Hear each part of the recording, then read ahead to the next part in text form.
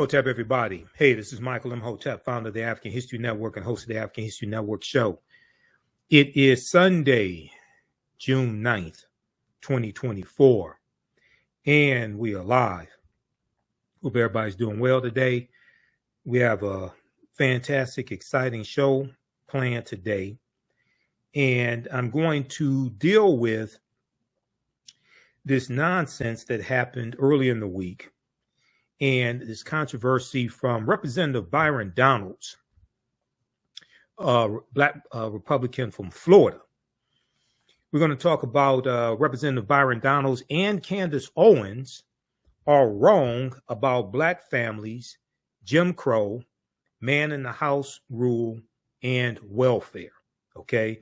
And some of you all saw posted about this on my Facebook fan page, The African History Network, and my personal page, Michael Imhotep, IMHOTEP. So we have the flyer right here as well. You can check out. Okay. So I saw Byron Donalds on Joanne Reed's show on MSNBC, The Readout. I saw him on the Reverend Al Sharpton show on Saturday, June 8th. And so I saw his original comments as well. Roland Martin talked about him on Roland Martin Unfiltered.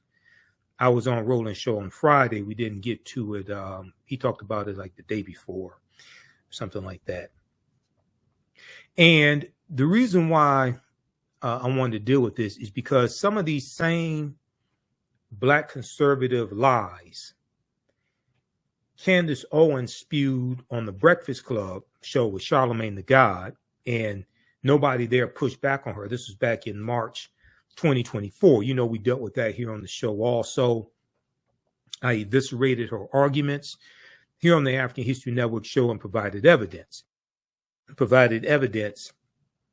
to document what I was talking about. All right, so we're going to look at video of what Byron Donalds actually said, because he said people were lying about what he said, misquoting what he said, etc. Okay, and then we're going to go through and provide this history lesson and show why he said what he said, as well as things Candace Owens has been saying and other Black conservatives, why what they are saying is false. Okay, why what they are saying is false. So one of the first articles, and when I posted about this on Instagram, my Instagram page, Michael Imhotep, I read some articles that talked about this also. Like this is a good one from Politico.com. Byron Donalds expresses nostalgia for the Jim Crow era when, quote, the Black family was together, when the Black family was together. Now, he didn't say he wanted Jim Crow back.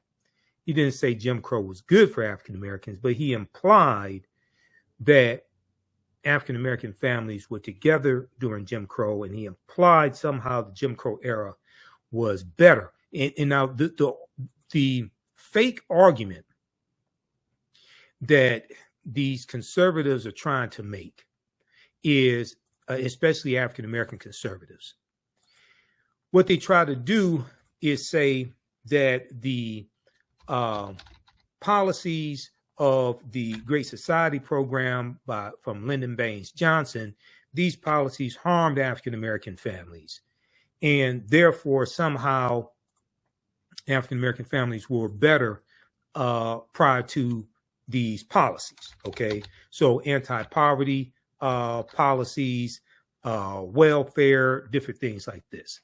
This is the argument that they try to make. Okay, and here's I'm going to go back to. I'll pull up the flyer once again that we have for today's show. This is straight out of the Black conservatives handbook. Okay, because they all make the same argument, and they usually don't provide any evidence to document what it is that they're saying. This is some of the same things that Candace Owens said on the Breakfast Club, and you hear other Black conservatives say similar idiotic things. They don't provide evidence to back it up. Okay, so let's look at this article here from Politico.com. Byron Donalds expresses nostalgia for the Jim Crow era when the Black family was together. The Trump surrogate's comments made during a Black voter outreach event in Philadelphia, a Black voter, this was a Republican Black voter outreach program effort that took place in Philadelphia, when he made these remarks that have gone viral and make he and these other Black Republicans look stupid. It sparked outrage from Democrats, but just outrage from African Americans in general. Now, this is a picture from the event. Now, this is Wesley Hunt, Black Republican from Texas, and Byron Donalds, Black Republican from Florida. Both of them just happen to be married to white women. Okay, I just wanted you to understand this.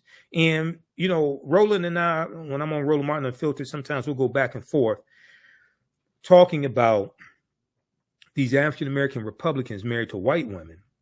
And I think some people are missing my argument. The argument I'm making, I'm not saying somebody African American suffers from self-hatred because they marry somebody white or they marry outside of their race. That's not what I'm saying. What I'm saying, and I've been very clear on this, is when you exhibit anti-Black behavior, when you consistently vote on policies and advocate for policies that harm African Americans, and you vote against policies that are good for African Americans, when you have a history of doing that, when you suffer from anti-Black behavior and sentiments, oftentimes that anti-Blackness manifests itself in other ways. One of those other ways could also be in who you choose to marry, and marrying outside of your race, especially if you exclusively date white women. Okay. And also if you marry a white conservative that works in opposition to African Americans and advocates for policies in opposition to African Americans as well. Okay. For like Byron Donalds' wife does, as well as Jenny Thomas, Clarence Thomas' wife. Okay. Now, the other thing is all of these Black Republican, all these male Black Republicans in the House of Representatives and the one in the Senate. Well, let's just look at the House.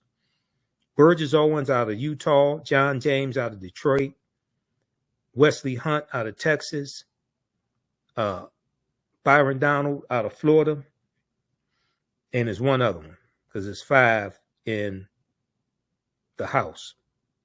They're all married to white women. Senator Tim Scott, Black Republican from South Carolina, who's in the U.S. Senate, he's engaged to a white woman. Okay? Now, I'm not saying they suffer from anti-Blackness because they're married to white women or engaged to white women. I'm saying that because they suffer from anti-Blackness, you can easily see how they ended up with who they ended up with. That's what I'm saying. Okay, Representative Byron Donalds was on the defensive on Wednesday as Democrats attacked him for comments he made the night before on Tuesday. So this event took place on Tuesday, June 4th in Philadelphia, Tuesday, June 4th, in a gentrified area of Philadelphia, by the way. Okay, as Democrats attacked him for comments he'd made the night before praising Black families under the era of racial segregation in America. Okay, now he said during Jim Crow, the Black family was together, quote unquote. Donald said during a Black GOP outreach event in a gentrifying part of Philadelphia on Tuesday, and he criticized decades-old policies from former President Dwight Eisenhower and Lyndon Baines Johnson for promoting a culture of what they call dependence, promoting a culture of dependence, and saying this made Black people dependent on the government. Now, they don't talk about government subsidies for corporations. They don't talk about government subsidies for white farmers. They don't talk about government subsidies for corporations and Donald Trump's $2 trillion tax cut for corporations. They don't talk about corporate welfare. They don't want to deal with that. Okay. They just want to say, oh, these policies made African Americans dependent. That's false. Quote, during Jim Crow, more black people were not just conservative, because black people always have been conservative minded, but more black people voted conservatively, end quote. This is what he said. Now, this doesn't make any sense right here, because if you actually understand the history of Jim Crow laws in the South, Jim Crow laws were against African Americans voting, generally speaking. So how would they vote? How were most African Americans voting conservatively when they couldn't vote? See, this is the nonsense that these black Republicans put out. Okay, so let's go and look at the actual video on his Twitter page to actually see what he said. Okay, because we don't want to give the wrong impression of what he said. So I want you to hear what he said. Okay, let's take a look at this. Now, this is his personal Twitter page at Byron Donalds. And this is from, he posted this June 5th. Okay, I think it was June 5th he posted this, because it took place on June 4th. Let's look at this here. I grew up with my mom. My dad and my mom, things didn't work out. As an adult, I look at my father and I say, bro, I don't know what happened, but you my father and I love you. Wow. I don't know what happened. I wasn't there. Wow. But I'm going to tell you this. Growing up, the one thing I knew I wanted to do, and this is not about my father, this is about what I wanted to do, is I wanted to be a father to myself. Wow. And so one of the things that's actually happening in our culture, which you're now starting to see in our politics, is the reinvigoration of black families with younger black men and black women. And that is also helping to breed the revival of a black middle class in America. You see, during Jim Crow, the black family was together. That's right. During Jim Crow, more black people were not just conservative, because black people always have been conservative minded, but more black people voted conservatively. And then H.E.W., Lyndon Johnson, and then you go down that road, and now we are where we are. What's happened in America the last 10 years, and I say it because it's my contemporaries, it's Wesley's contemporaries, you're starting to see more black people be married in homes, raising kids. It's when you home with your wife raising your kids, and then you look at the world, you're saying, now wait a minute, time out. This does not look right. How can I get something to my kids? It goes back to the conversation of generational wealth. Not just having a job, generational wealth. I'm looking at my kids. How can my kids be on my shoulders when they take off in life? That's what's happening. Okay, so he mentions Jim Crow 3 times, talks about generational wealth. We're going to talk about that because household wealth for African Americans has increased 60% under the Biden-Harris administration. Byron Donalds doesn't want to talk about that. Okay, so he brought up Jim Crow 3 times. Okay, so after that took place, what happened was House Minority Leader Representative Hakeem Jeffries, who understands history because one of his uncles is one of my teachers, Dr. Lyndon Jeffries. House Minority Leader Representative Hakeem Jeffries eviscerated Byron Donalds on the House floor. Here's what.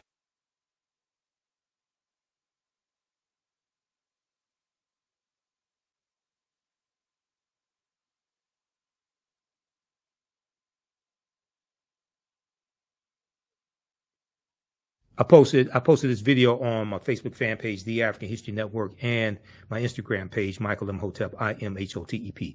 So this is House Minority Leader Representative Hakeem Jeffries, and he understands history because his uncle is one of my teachers, Dr. Lyndon Jeffries. Let's take a look at this.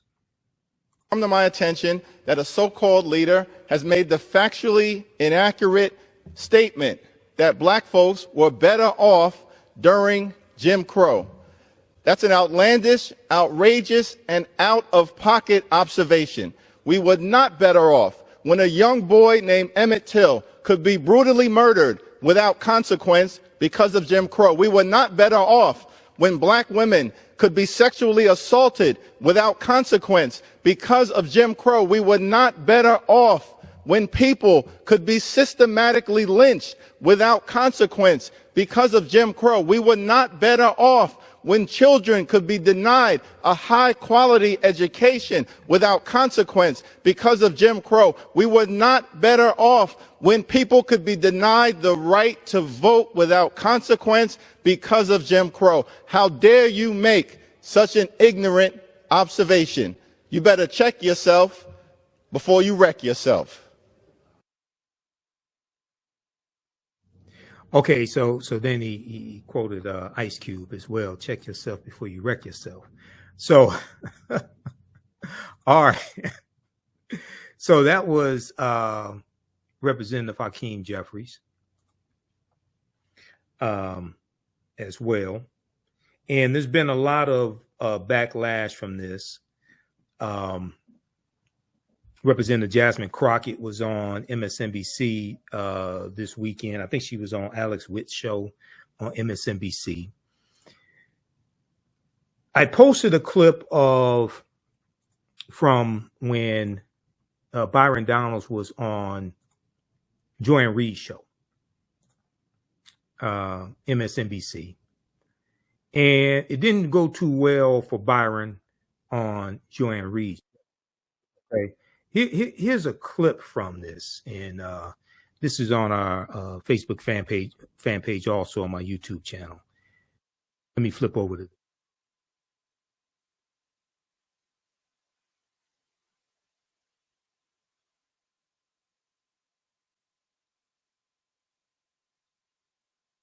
Which creates better people.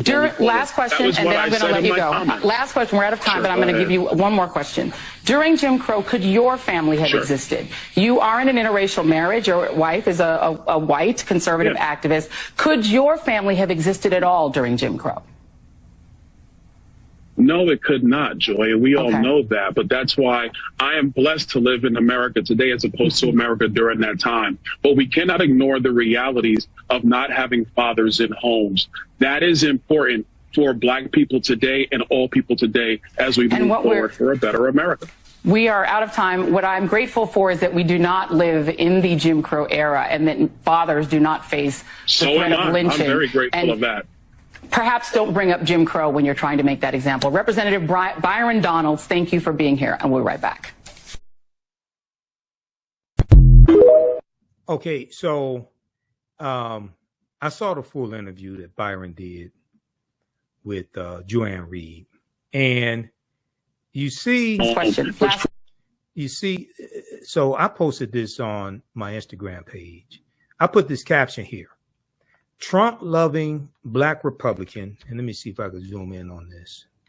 It won't zoom in. Trump-loving Black Republican, Representative Byron Donalds, Republican of Florida, admits he is blessed to live in Joe Biden's America. He said he's blessed to live in America today, right, as opposed to America under Jim Crow. Oh, so you're blessed to live in Joe Biden's America. This is what you're saying. And Joy asked the question, could Byron Donalds' interracial family have existed during Jim Crow? We know the answer is no. If it did exist, he'd be running for his life. Okay, especially in the South. Okay, he'd be running for his life. So it was a good interview that Joy did. Creates better people. It was a good interview that Joy did. Then Byron went on Reverend Al Sharpton's show on Politics Nation, MSNBC. He was on Saturday, June 8th, 2024. Okay. And I posted an excerpt of that clip as well. I'm going to show that to you. Also, thanks for all the birthday wishes, because my birthday was Friday, June 7th. So I've gotten couple of probably 300 birthday wishes on Facebook and got a few text messages, things like that. So thanks for the birthday wishes, everybody. Appreciate that. I turned 53. Okay, where did the time go? Okay, so here's a clip of Byron on Politics Nation. Here's a clip of Byron Donalds on Politics Nation with Reverend Al Sharpton from Saturday, June 8th, 2004.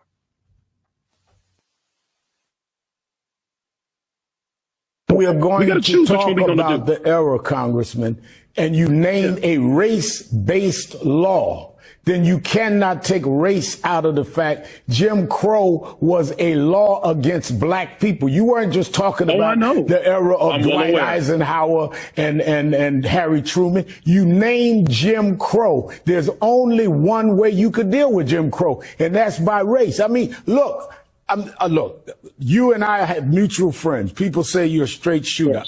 We may disagree on politics.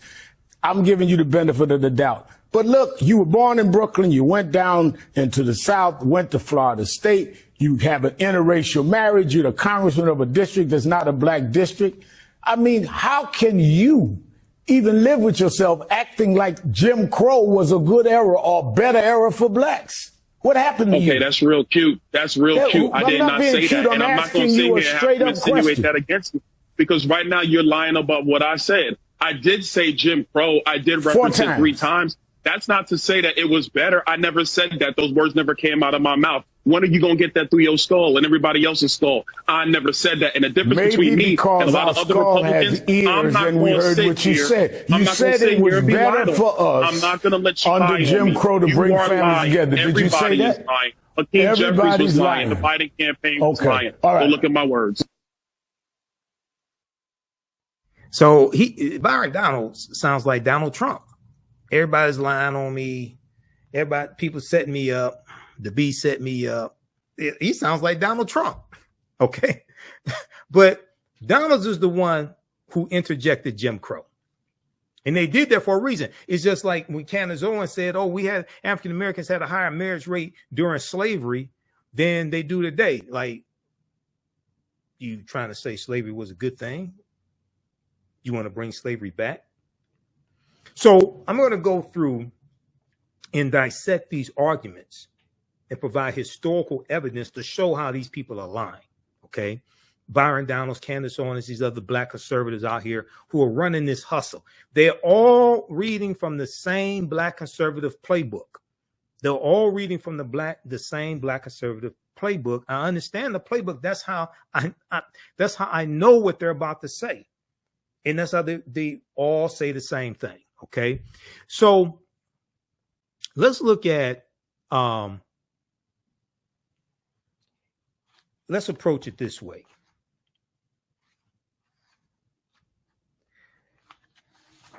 You have them saying things like African Americans had a higher marriage rate prior to the Great Society programs in 1964 and President Lyndon Baines Johnson.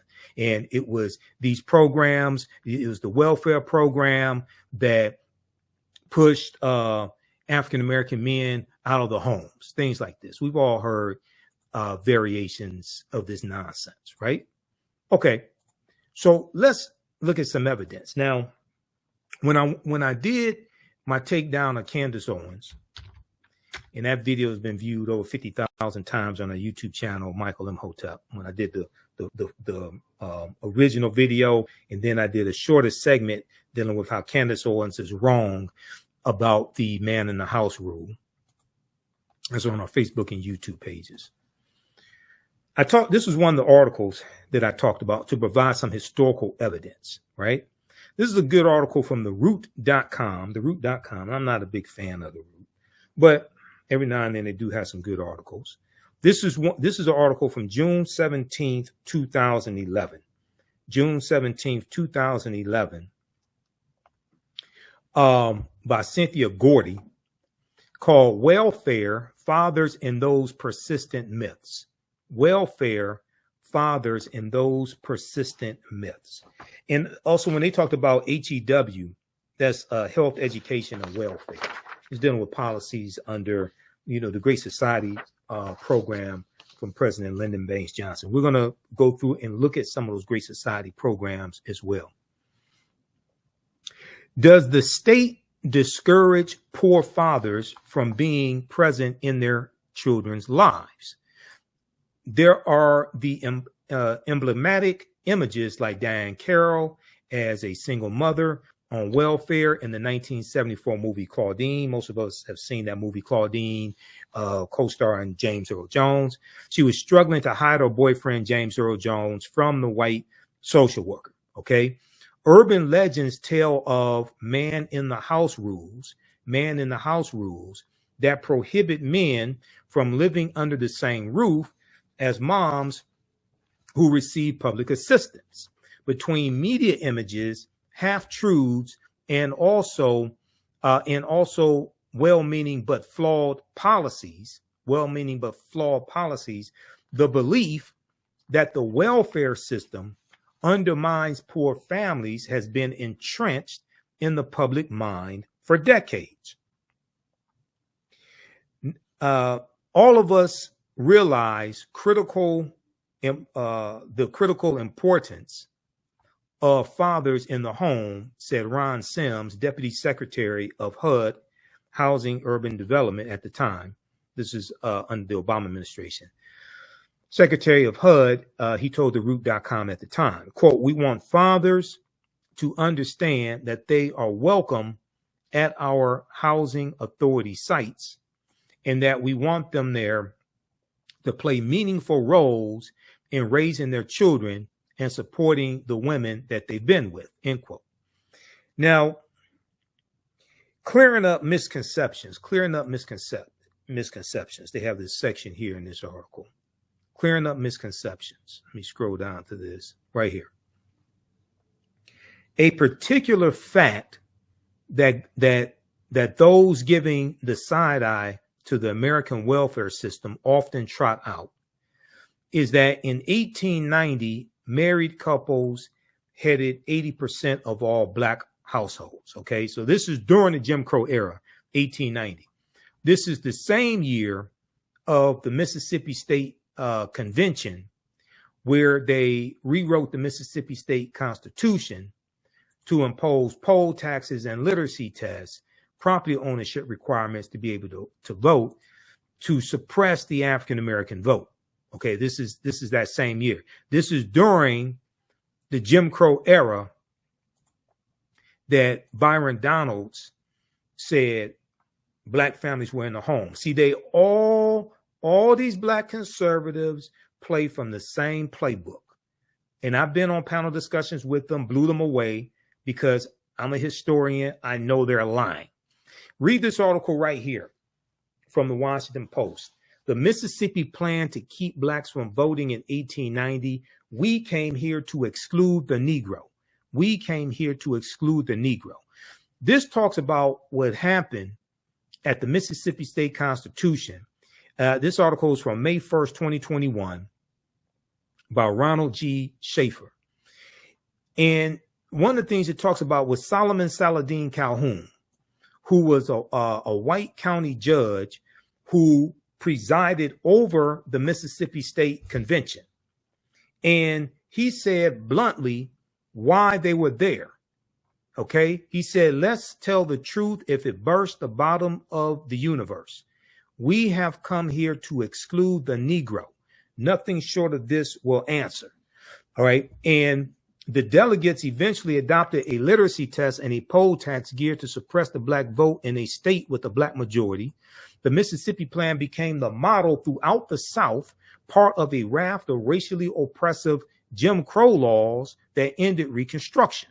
Okay, now, Jim, you're going to have some Jim Crow laws prior to Reconstruction ending.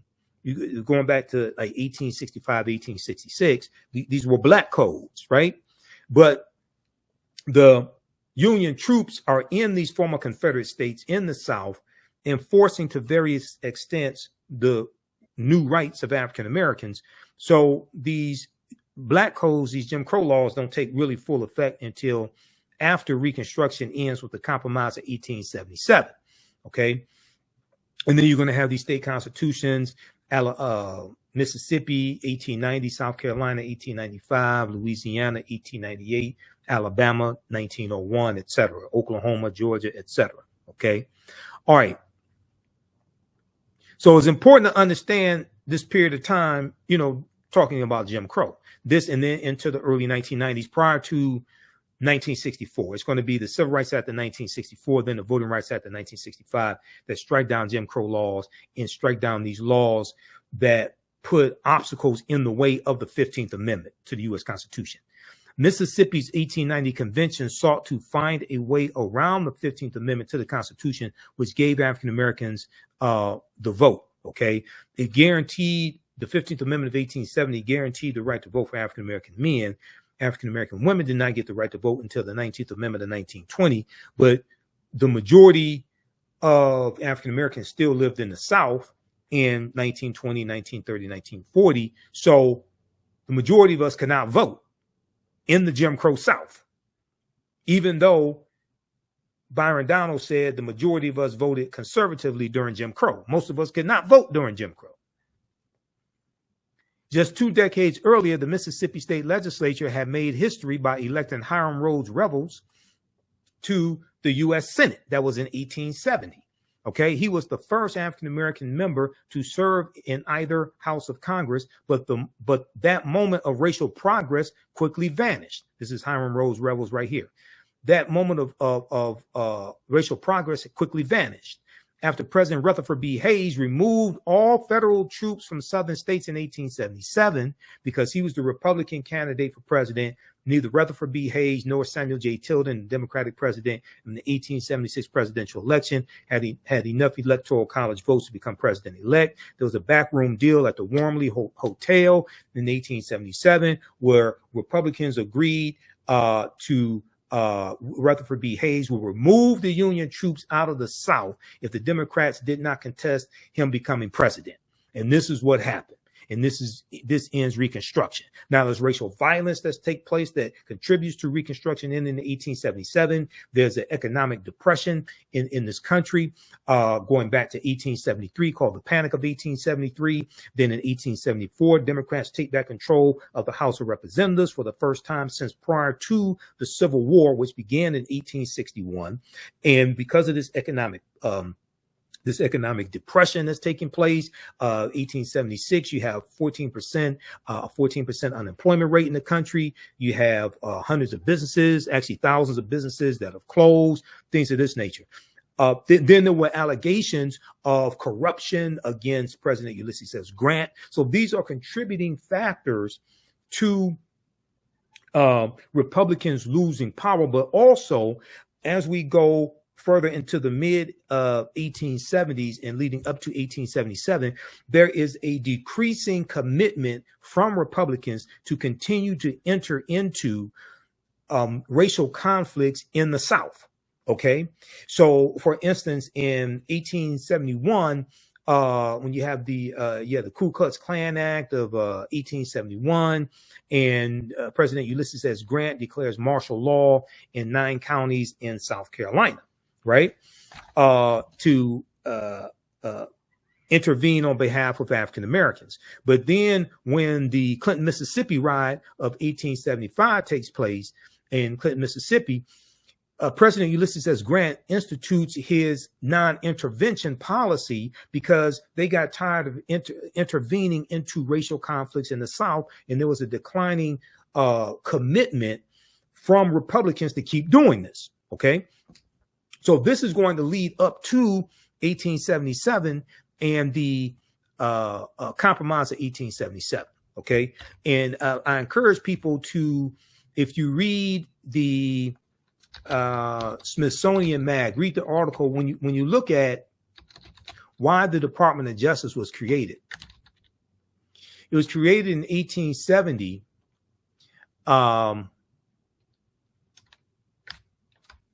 It was created in 1870 during Reconstruction, largely to enforce the new rights of African Americans. And this was created by Congress. The U.S. Department of Justice that still exists today. Merrick Garland is the Attorney General. We know the office of the Attorney General goes back to 1789, but the actual U.S. Department of Justice was not created until 1870.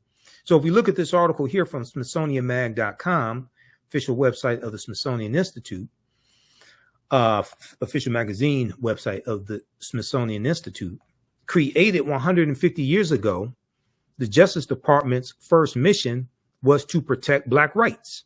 Created 150 years ago, the Justice Department's first mission was to protect Black rights. In the wake of the Civil War, the government's new force sought to enshrine equality under the law. Now, this is an excellent article by Brian Greene, July 1st, 2020. Okay, this is like 2 months after George Floyd was killed. That was May 25th, 2020. Now, this lithograph right here, this is the lost cause, worse than slavery. This is the White League and the Ku Klux Klan, two domestic terrorist organizations. A cartoon by illustrator Thomas Nast shows a member of the White League and a member of the Ku Klux Klan joining hands over a terrorized Black family.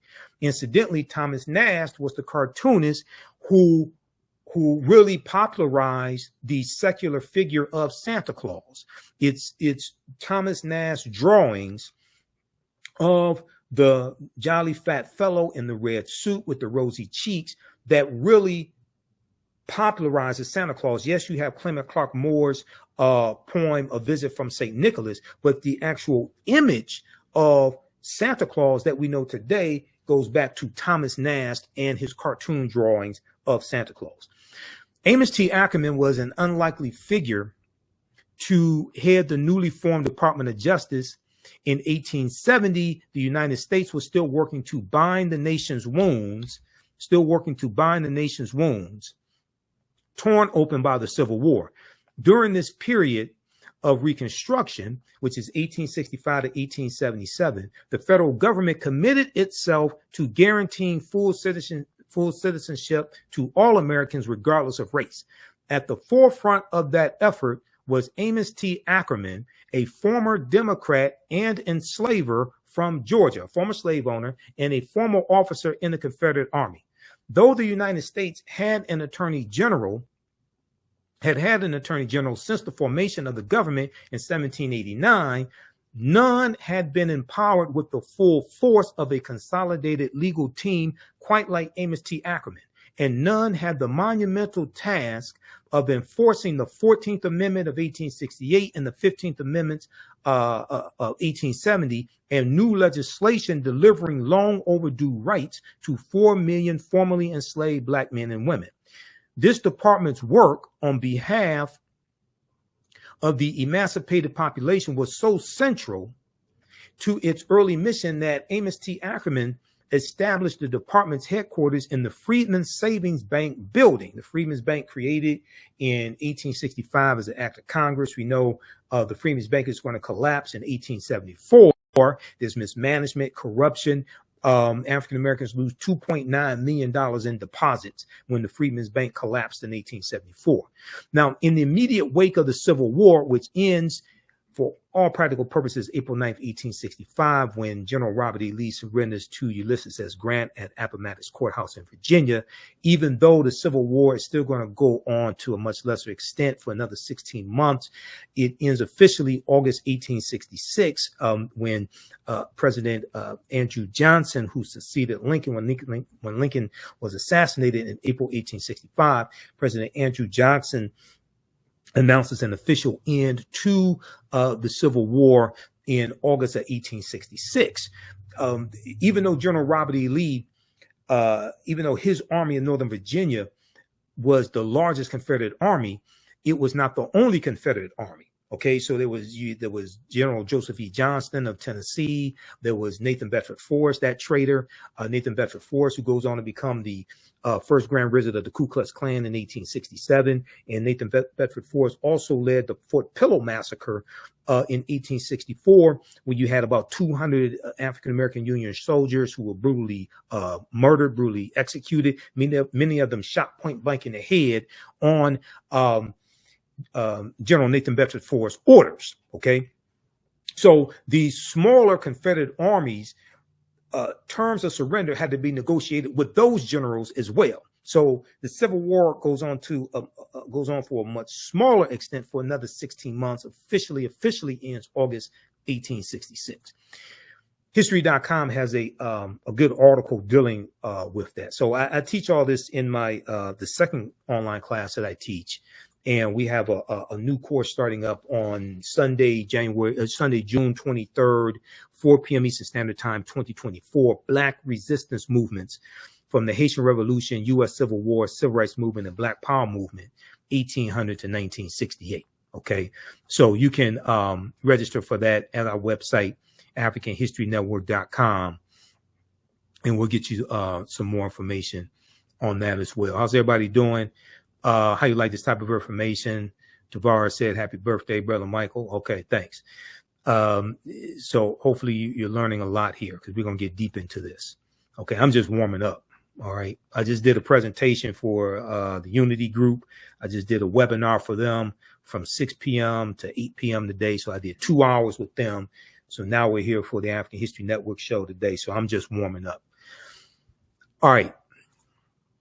So in the immediate wake of the Civil War, Amos T. Ackerman, a New Hampshireite who settled in Georgia in the 1840s, looked to the future, leaving the Democrats for the Republicans. He left the Democratic Party for the Republican Party and prosecuting voter intimidation cases as a U.S. District Attorney in his adopted state of Georgia. Reflecting on his decision to switch his allegiance to the party of Lincoln, the Republican Party, Amos T. Ackerman said, quote, "Some of us who had adhered to the Confederacy felt it to be our duty when we were to participate in the politics of the Union to let the Confederate ideas rule us no longer. Let the Confederate ideas rule us no longer.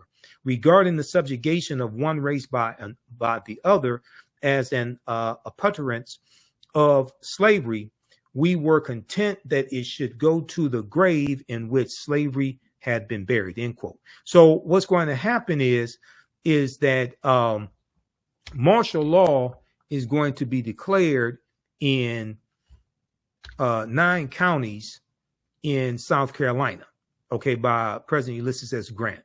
You're going to have the Ku Klux Klan Act of 1870. Let me go to that here. In reaction to the racial violence, Congress passed the Ku Klux Klan Act, which President Ulysses S. Grant signed into law in April 20th, 1871, providing Amos T. Ackerman unprecedented tools to subdue the Ku Klux Klan, okay? Because you're going to have, Lou Faulkner Williams in her book, The Great South Carolina Ku Klux Klan Trials, 1871 to 1872, wrote that the Klan conducted a year-long reign of terror throughout the region, starting with the November 1870 elections, whipping black and white Republican voters. An army general sent down to quell the riots after local police and state troops failed to do so. Estimated the Klan numbered more than 2,000 sworn members in York County alone. Okay, this is this is basically in South Carolina. Quote, "The South Carolina Klan, in its fury," Lou Faulkner Williams wrote, "committed some of the most heinous crimes in the history of the United States," quote unquote. The 1910 novel The Klansman, on which the film The Birth of a Nation is based upon, reportedly draws on these events in York County. So when you see my presentations, see my lectures and in my class that I teach, when we talk about the movie The Birth of a Nation, right? The movie The Birth of a Nation rejuvenates the Ku Klux Klan. The Klan had largely died out by 1915. The 1915 is the 50th anniversary of the 13th Amendment of 1865, December 6, 1865, which legally ends slavery. And we know the Ku Klux Klan is founded December 24th, 1865 on Christmas Eve, right? About a week after the 13th Amendment is adopted. 13th Amendment is adopted December 18th, 1865. And incidentally, this is when Kentucky and Delaware are going to end slavery. Kentucky and Delaware, which were two of the four border states, and we know the border states of Maryland, Missouri, Kentucky, and Delaware were exempt from the Emancipation Proclamation issued January 1st, 1863, which is why saying Juneteenth was the last day of slavery is a lie, because Kentucky and Delaware didn't abolish slavery until 6 months after Juneteenth, December 18th, 1865, when the 13th Amendment was adopted. See, so this is why some of this, even though it's important to celebrate Juneteenth and we have to deal with history, economics, law, and politics in our Juneteenth celebrations, and I'll be speaking at some Juneteenth celebrations here in Detroit on June 14th and the 15th. But we have to correct the history of Juneteenth and protect the history of Juneteenth. So the history of Juneteenth is right in this period of time when we're talking about Jim Crow laws and we're talking about the Reconstruction era. You have to understand the history of that period to actually be able to utilize the Juneteenth federal holiday effectively. This can't be Black folks' cookout day. This can't be just a day off from work and you get drunk and eat watermelon and eat ribs and hot dogs and hamburgers. This can't be a Black version of the 4th of July. This has to be much more significant, much more important. All right. So, long story short, the birth of a nation rejuvenated the Ku Klux Klan. All right. And we know that it's going to be the second incarnation of the Ku Klux Klan, which is founded in October 1915 by the Reverend William Joseph Simmons after he sees the movie The Birth of a Nation. Okay. And that second incarnation of the Ku Klux Klan is going to have both Democrats and Republicans. Okay. Just so people, because a lot of people say, oh, the Democrats created the Ku Klux Klan. You had white supremacists that didn't belong to any party that were members of the Ku Klux Klan, if you want to tell the truth about it. Okay. Now, hold on. There was an article I was just about to show you. Where did that go? Right here. The Ku Klux Klan Act of 1871 is still on the books. A lot of people may not know this. It's still on the books. And if we look at this article from August 1st, 2023, see, this is why a lot of Black Republicans don't want you to know this. They get their talking points from white Republicans, and they teach them very well. They teach them very well. Okay. This is why they don't want you to understand this history, because if you start studying this history, then you start studying law. Donald Trump is charged under civil rights law used to prosecute KKK violence. This is from the Washington Post. The provision was originally adopted in 1870 and was intended to protect the newly codified rights of Black citizens and the Civil War, after the Civil War. This is a good article by Isaac Stanley Becker and Spencer S. Sue, August 1st, 2023, from the Washington Post. And it deals with the Ku Klux Klan Act of 1871 that we just talked about during the Reconstruction era. And even though there's a third of the Foreign Enforcement Acts of 1870, Ku Klux Klan Act of 1870, and Ulysses S. Grant declares martial law in 1871. The statute, section 241 of Title 18 of the U.S. Code, was originally adopted as the Enforcement Act of 1870. It was the first in a series of measures known as the Ku Klux Klan Acts, designed to protect rights guaranteed by the 13th, 14th, and 15th Amendments, collectively called the Reconstruction Amendments. Section 241 makes it a crime to conspire, to injure, oppress, threaten, or intimidate any person, end quote, exercising a right protected by the Constitution or federal law. The 45-page indictment secured by Special Counsel Jack Smith accuses Donald Trump of a conspiracy against the right to vote and to have one's vote counted, end quote, in violation of Section 241. The alleged offense under Section 241 is among 4 counts included in the indictment, which argues that Donald Trump, along with 6 unnamed co-conspirators, eroded trust in the administration of the election and, quote, pursued unlawful means of discounting legitimate votes and subverting the election results, end quote. Those means, according to the indictment, included strong-arming state officials to change electoral college votes won by Joe Biden, and recruiting fraudulent electors in swing states prepared to override the will of voters. The alleged conspiracy included using the authority of the Justice Department to create doubt about the election results and encourage the presentation of those illegitimate electors as alternatives to Biden's valid electors.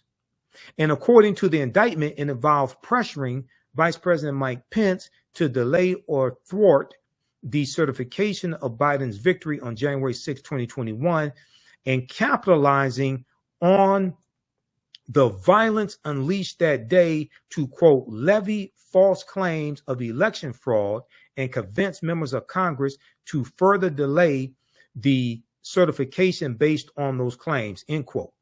Okay. So what Donald Trump is charged with from Special Counsel Jack Smith is directly related to the Ku Klux Klan Act of 1870, which was put in place to protect the rights of African Americans.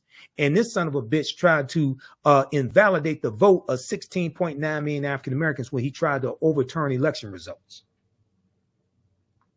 He belongs up underneath the prison for the rest of his miserable life. Initially wielded against the Ku Klux Klan for keeping newly emancipated Black people from exercising their right to vote, Section 601 has also been used to prosecute a wider range of election subversion, including threatening or intimidating voters, impersonating voters, destroying ballots, and preventing the official count of ballots. It has also been a linchpin of broader civil rights enforcement used to prosecute hate crimes and law enforcement misconduct. Derek Chauvin, the police officer who pressed his knee into George Floyd's neck in Minneapolis, pleaded guilty in 2021 to violating a related statute, Section 242, which makes it a crime for public officials acting in their official capacity to deny a person's constitutional right.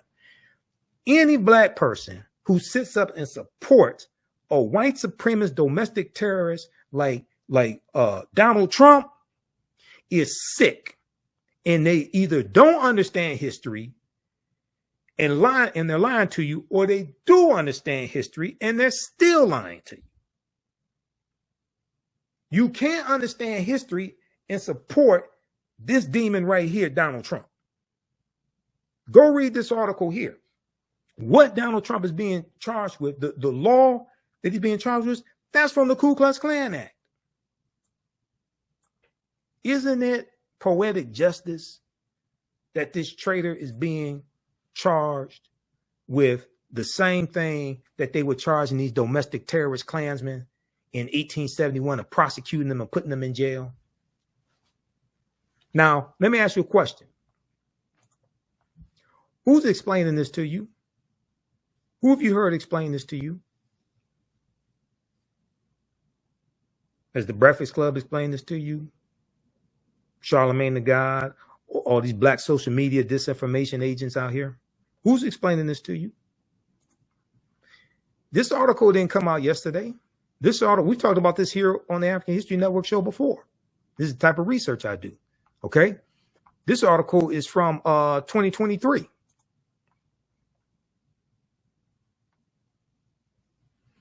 All right, let's continue. But read this article. Trump is charged under civil rights law used to prosecute KKK violence. No wonder MAGA is attacking the way history is taught in schools, and they're attacking affirmative action and diversity, equity, and inclusion, and anything that would teach us to understand the law. Because when I teach about political self-defense, it deals with understanding laws and policies, how they affect African Americans, and how to disarm these people of these laws and policies that they're using to attack us, and how to reverse that and use these laws and policies against them. Politics is the legal distribution of scarce wealth, power, and resources, and the writing of laws, statutes, ordinances, amendments, and treaties, their adoption, interpretation, and enforcement. This is law still on the books right now that goes back to the Reconstruction era. The U.S. Department of Justice was created largely to protect the new rights of African Americans. And if Donald Trump wins the presidency again, he's going to gut and neuter the Department of Justice. They're not going to prosecute police officers. They're not going to enforce a lot of these rights. They're going to weaken the Civil Rights Department of the Department of Justice. And he's going to use the Department of Justice against his quote unquote enemies, who are really people just following the law, holding his crooked ass accountable.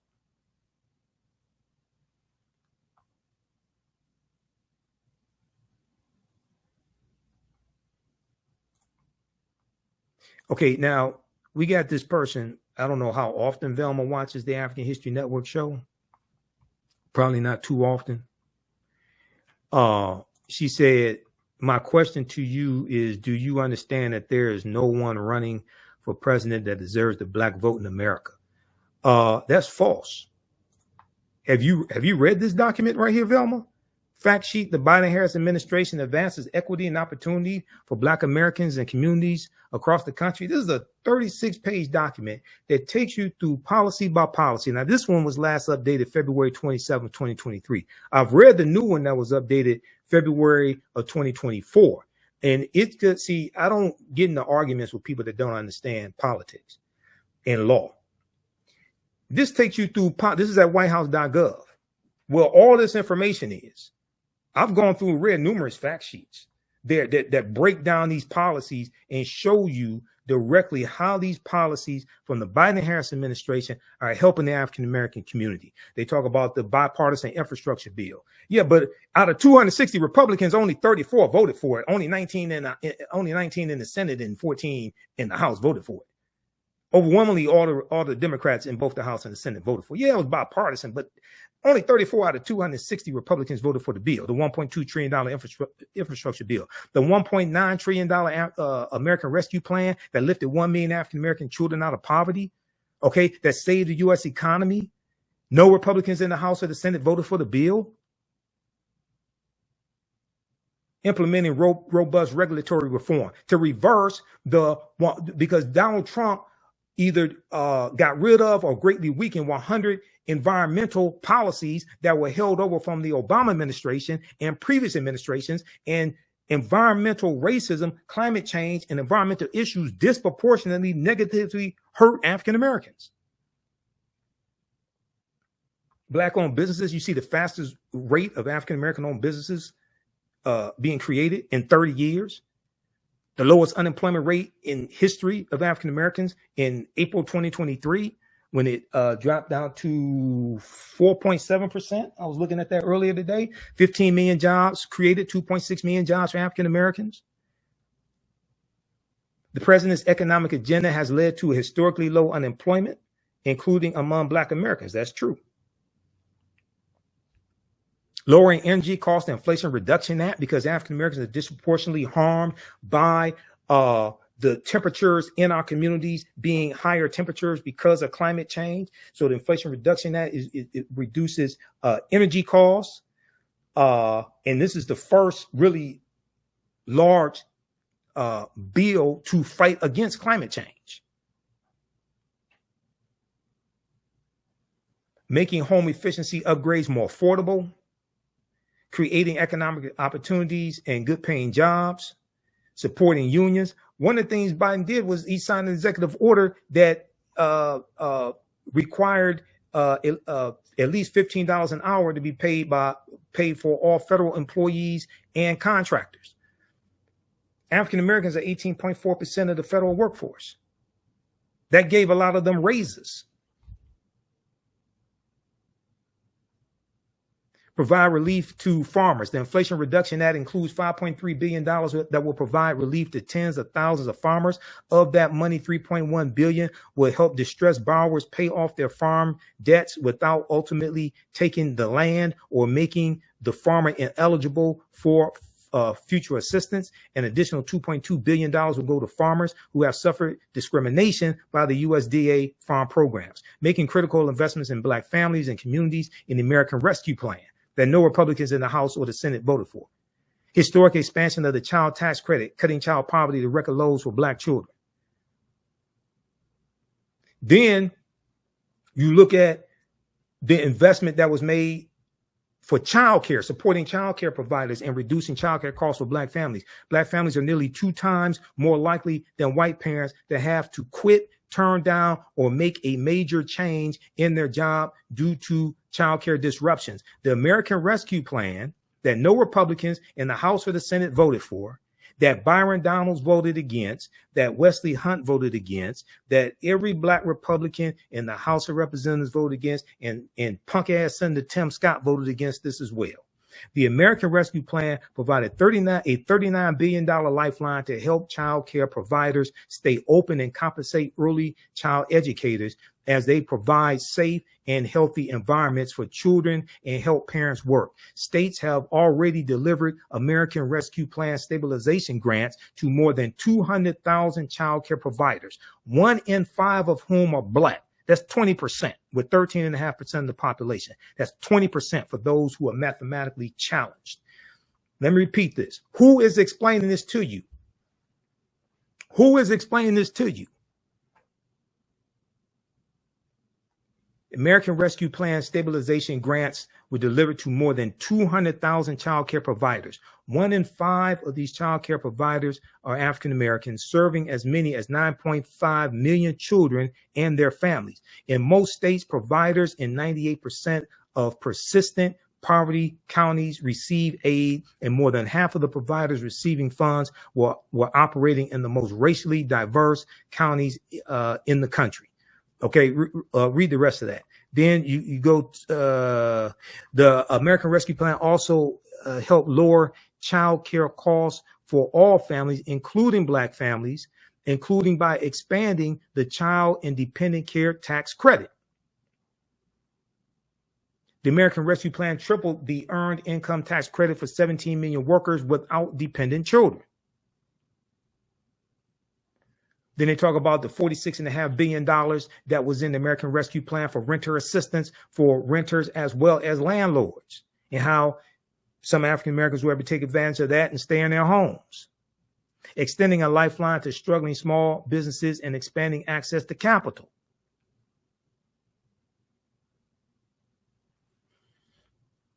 All right, so read the rest of this. This is a 36-page document here. It goes through category by category, policy by policy, and shows you how these policies are helping the African American community. Now, go look at what Republicans are talking about. Most of them are against these policies. Most of them voted against this stuff, trying to undermine it. Student loan debt forgiveness. You have like over 5 million people that receive student loan forgiveness, about $163 billion now. Okay. It would have been more, but Donald Trump's 6-3 conservative Supreme Court struck down Biden's executive order on student loan forgiveness that would have moved 500,000 African-American families from a negative net worth to a positive net worth, because Republicans don't support student loan forgiveness. Now, they supported forgiving the personal protection loans for COVID, because some of them got those loans. Some of them got loans forgiven for $100,000, $200,000, $300,000. Some Republicans in Congress. Advancing equitable employment outcomes and boosting wages for Black federal workers. On June 25th, 2021, President Joe Biden signed an executive order on advancing diversity, equity, inclusion, and accessibility, DEIA, in the federal workforce. This executive order launched a whole of government initiative to cultivate a federal workforce that draws from the full diversity of the nation and that advances equitable employment opportunities for workers from underserved communities. Okay, right here. This is what I was talking about. Further, the president has taken a series of executive actions leading to a $15 minimum wage for employees of federal contractors and federal employees. These actions impacted more than 370,000 workers in 2022 alone, including Black workers who disproportionately make up this population, because African-American workers are 18.4% of the 370,000 workers, helping to address long-standing wage disparities, reversing decades of disinvestment through the bipartisan infrastructure bill, because there's money in the infrastructure bill that most Republicans didn't vote for that would not only replace lead pipes, like in Flint, Michigan, that desperately needs it, but also 3,000 communities across the country that had higher lead levels than Flint, Michigan did. But one of the things it's also going to do is it's going to repair the damage that the expressways did that separated African-American communities. When the U.S. Interstate Highway Acts in 1952 and 1956 drove 41,000 miles of interstate highways all across the country, okay, and it ran through 1,600 African-American communities, disrupting African-American communities. One of them was the Black community where the top supermarket was and is, that was shot up by the shooter in Buffalo, New York. That was an area, that was an African-American community that was bisected by the highways. One of the things that this $1.2 trillion infrastructure bill is doing, because 56,000 is over $400 billion so far that has funded 56,000 construction projects across the country. They have information about that at whitehouse.gov. One of the things that this infrastructure bill is going to do is reconnect Black neighborhoods divided by legacy highway infrastructure. Now, you got a lot of Republicans that don't want to even acknowledge the damage the expressways did. And most Republicans did not vote for the infrastructure bill. Now, they're there at the groundbreaking in their district and in their state, and at the ribbon cutting, the groundbreaking, all that, smiling and grinning. But most of them voted against this bill that provided the funds for the infrastructure project that's in their district.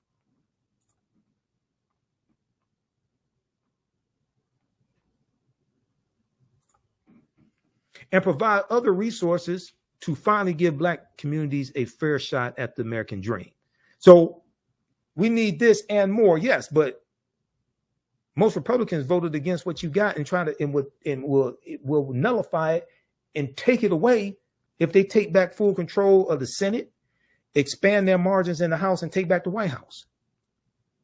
During the 20th century, federally funded infrastructure projects too often segregated and harmed low-income communities, especially predominantly Black neighborhoods. Construction of the federal highway system, in particular, cut off once thriving Black communities from resources and opportunity. The bipartisan infrastructure law that only 34 Republicans out of 260 voted for launched a new Reconnecting Communities program, which will invest $1 billion to help reconnect communities that were previously cut off from economic opportunities by transportation infrastructure.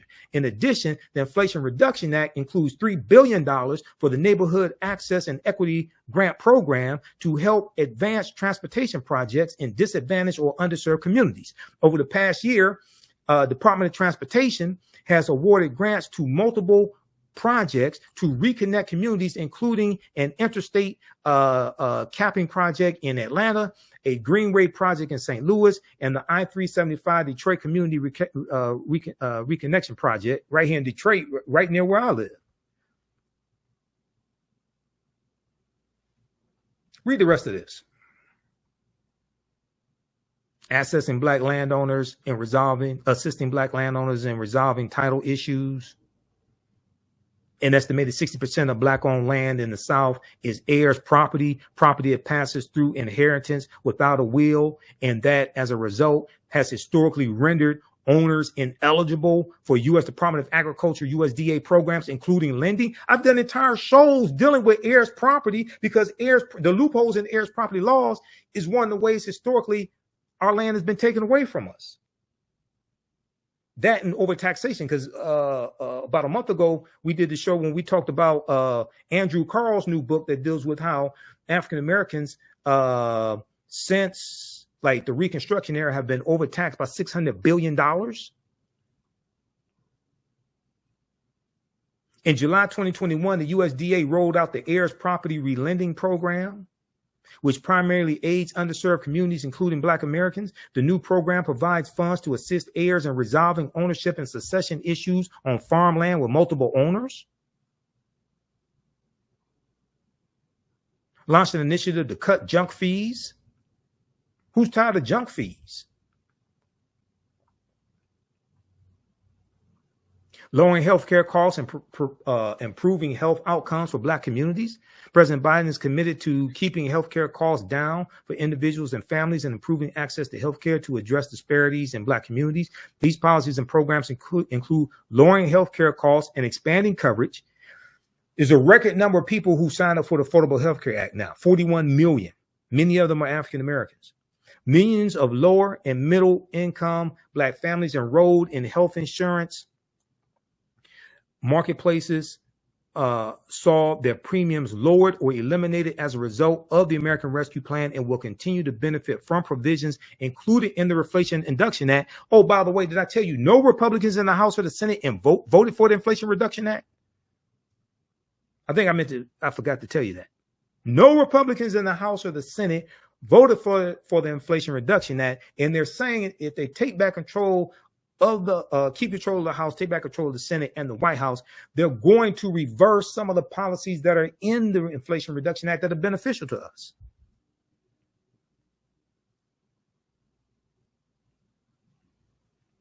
Almost 3.9 million Black people were uninsured in 2019 before President Biden took office, and over 570,000 Black people fell into the Medicaid coverage gap and were locked out of coverage because their state refused to expand Medicaid under the Affordable Care Act.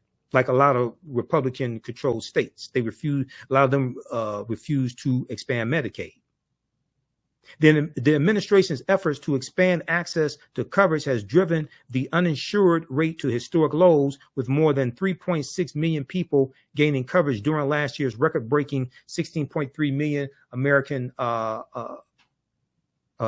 Care Act enrollment period. I haven't even talked about the $16 billion that HBCUs got from 2021 to 2024, which is a record amount of funding from any administration. I haven't even talked about that. Protecting Black maternal health. The administration is also committed to protecting Black moms and improving maternal health outcomes, including addressing unacceptably high rates of maternal mortality and morbidity that disproportionately impact Black mothers and families. They go through and deal with that as well. So read this, because I don't have time to get through all this.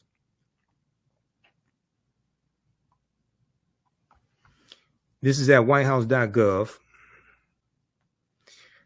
Now, this version was last updated February 27, 2023. The new one, they've consolidated this and streamlined it, so it's like 9 pages. That was updated February 2024. The Biden-Harris administration advances equity and opportunity for Black Americans and communities across the country. So when people say nobody has earned our vote, I don't know what the hell you're talking about. I really don't. You obviously have not read this. I can take you through these policies and break this stuff down. I don't know what you're talking about. But I can tell you what Republicans would do if they take back control of all this. They're going to reverse this stuff. And all you got to do, if you haven't read Project 20, if you don't know about Project 2025, I don't know what rock you're living up under. But that's like game over right there. Do you realize if Donald Trump becomes president again, he can get 2 more Supreme Court justices confirmed, which would be 5 out of 9.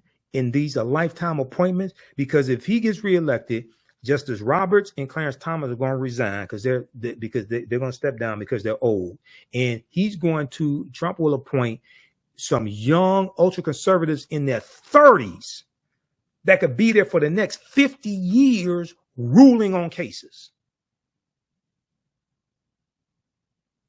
So play around if you want to.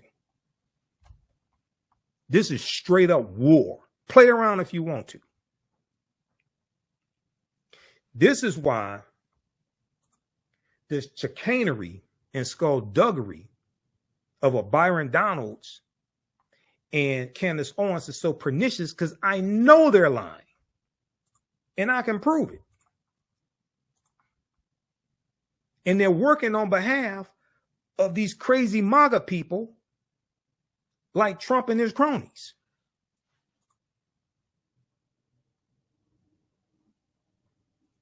Okay, let's continue here. All right, now what I want to do, I want to go to, we're talking about man in the house rule, all that, right? Let's go back to this article here from theroot.com, because we started talking about Jim Crow history in the Jim Crow era. You got to understand, all this deals with history. Your understanding of politics is directly related to your understanding of history. I can listen to what people say and tell what they haven't read. And I can tell what they don't understand history. Okay?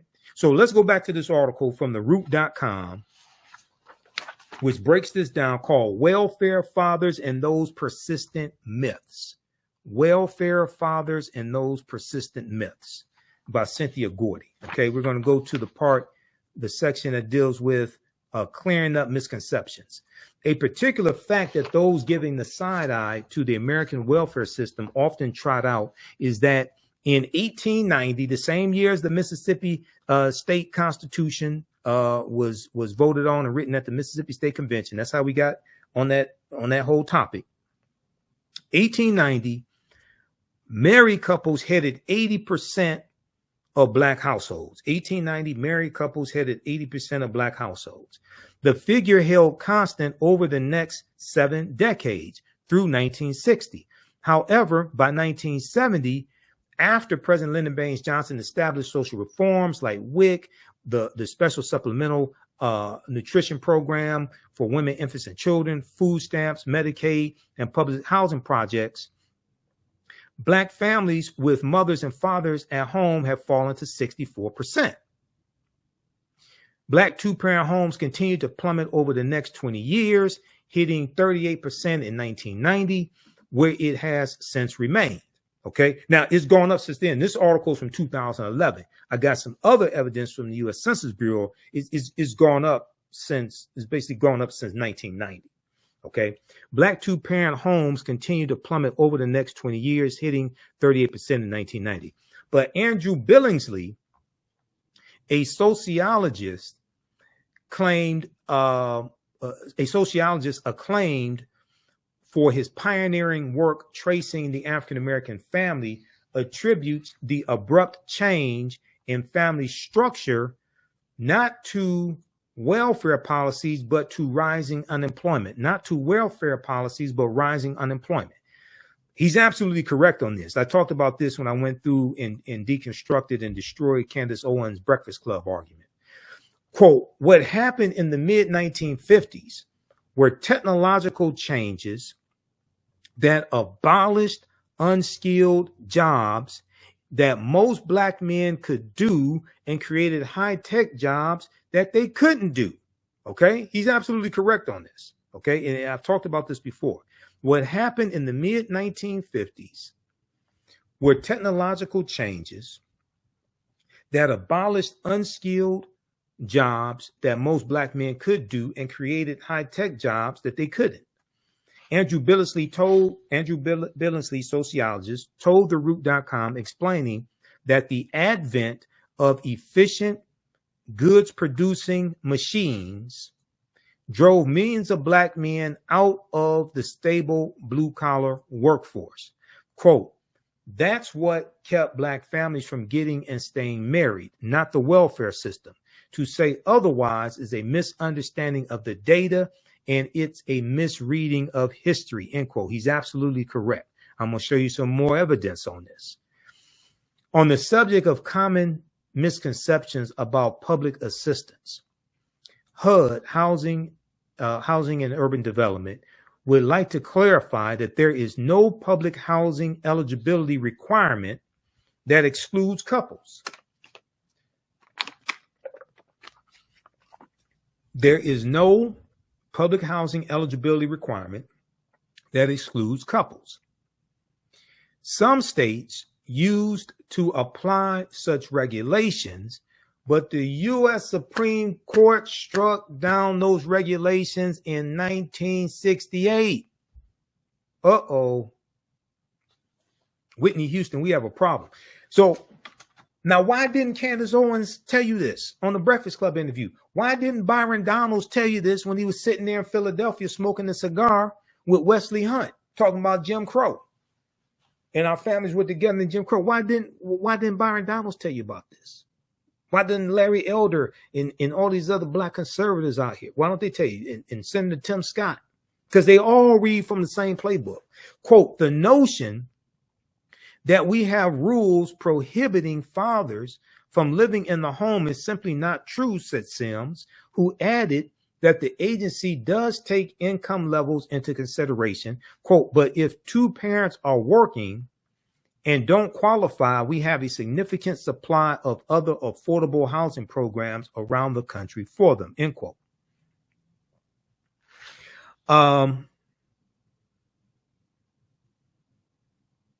Another idea swirling around is that people convicted of crimes are not eligible for public housing.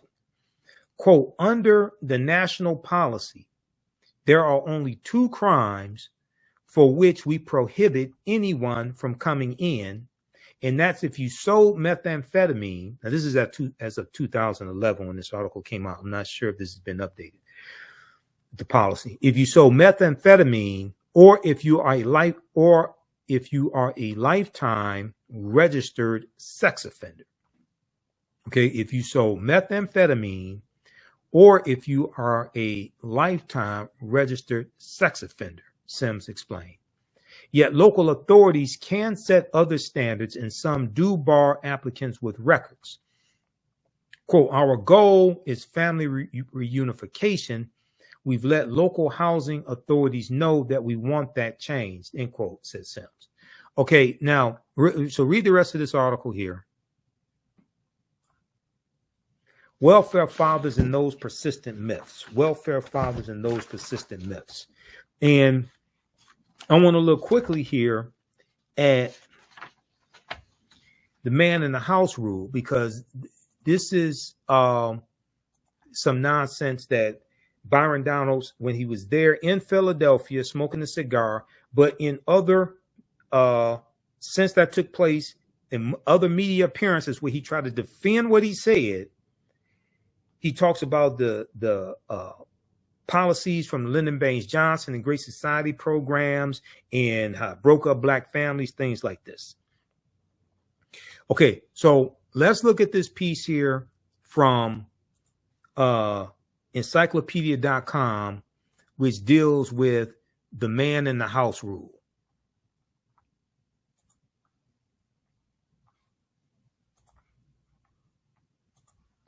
Let me grab this right here. Just a second. Okay.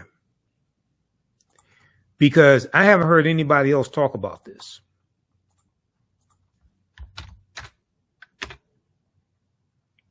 Man in the house rule, a regulation that was formally applied in certain jurisdictions that denied poor families welfare payments in the event that a man resided under the same roof. Now, keep in mind, like I just said, this was struck down by the U.S. Supreme Court, 1968. Nobody talks about this. I don't understand why. Before we go to that, I want to remind you, if you like this type of information, give us a thumbs up, give us a heart, give us a like. You can register for my online history courses, and you're going to learn so much. If you learn a lot from this broadcast here, you're going to learn so much from my online history classes. Visit our website, AfricanHistoryNetwork.com, AfricanHistoryNetwork.com. I'm speaking at the Juneteenth celebration taking place at the Motown Museum, Jubilee Detroit weekend. Visit JuneteenthJubileeDET.com. Friday, June 14th, event is 6 p.m. to 10 p.m. So I'll be speaking for a little bit there, giving a brief history of Juneteenth.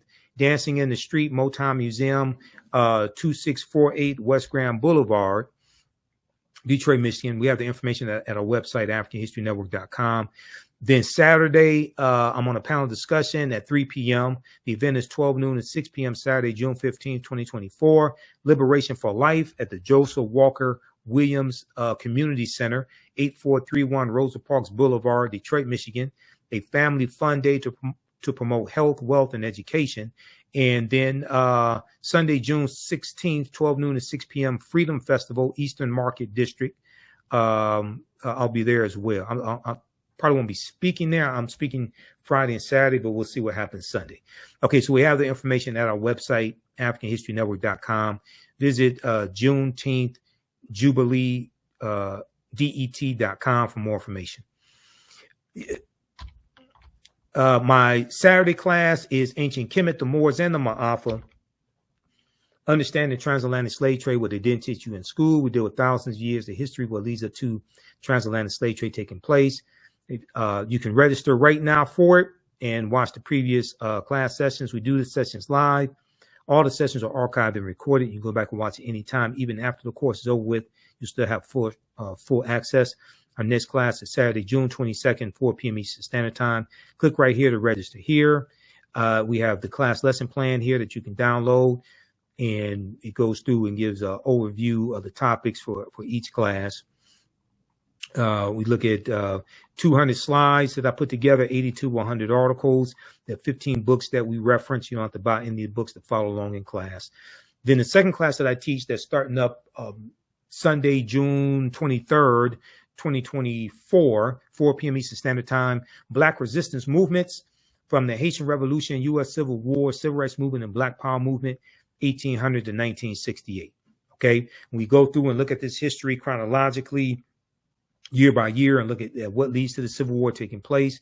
We studied the Reconstruction era, Jim Crow era, Civil Rights Movement, Black Power Movement, 1800 to 1968, to look at what happened to us after slavery ended, what were the laws and policies put in place to bring us to where we are today, to understand where we need to go from here. So you can register for this class is on sale, $80. Then we have the course bundle. Click right here, register for the course bundle. You get both classes. Also, the course bundle that is $120, okay, for both classes. All right, click right here for the course bundle. Okay, so let's look at this here. Man in the house rule. Also, if you want to support the African History Network, you can do that through Cash App and PayPal. We definitely need your support. This helps us to keep doing the research, pay some of the bills, pay for these services that I use. It's not free to do what I do. It's not free to do the research that I do. $, the TheAHNShow through Cash App and through PayPal, paypal.me/TheAHNShow. Click right here, Cash App, and this has our QR code. These other ones here are fake African History Network Cash App accounts that I'm trying to shut down There's about 5 fake ones out there. This is ours. When you go to it, it'll say Michael. It'll probably show my picture there. But we have the link right here on our website. So, you know, you're dealing with me. Okay. So let's look at this here. Man in the house rule.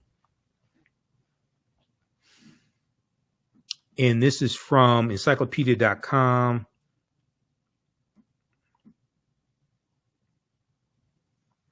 A regulation that was formally applied in certain jurisdictions that denied poor families welfare payments in the event that a man resided under the same roof with them.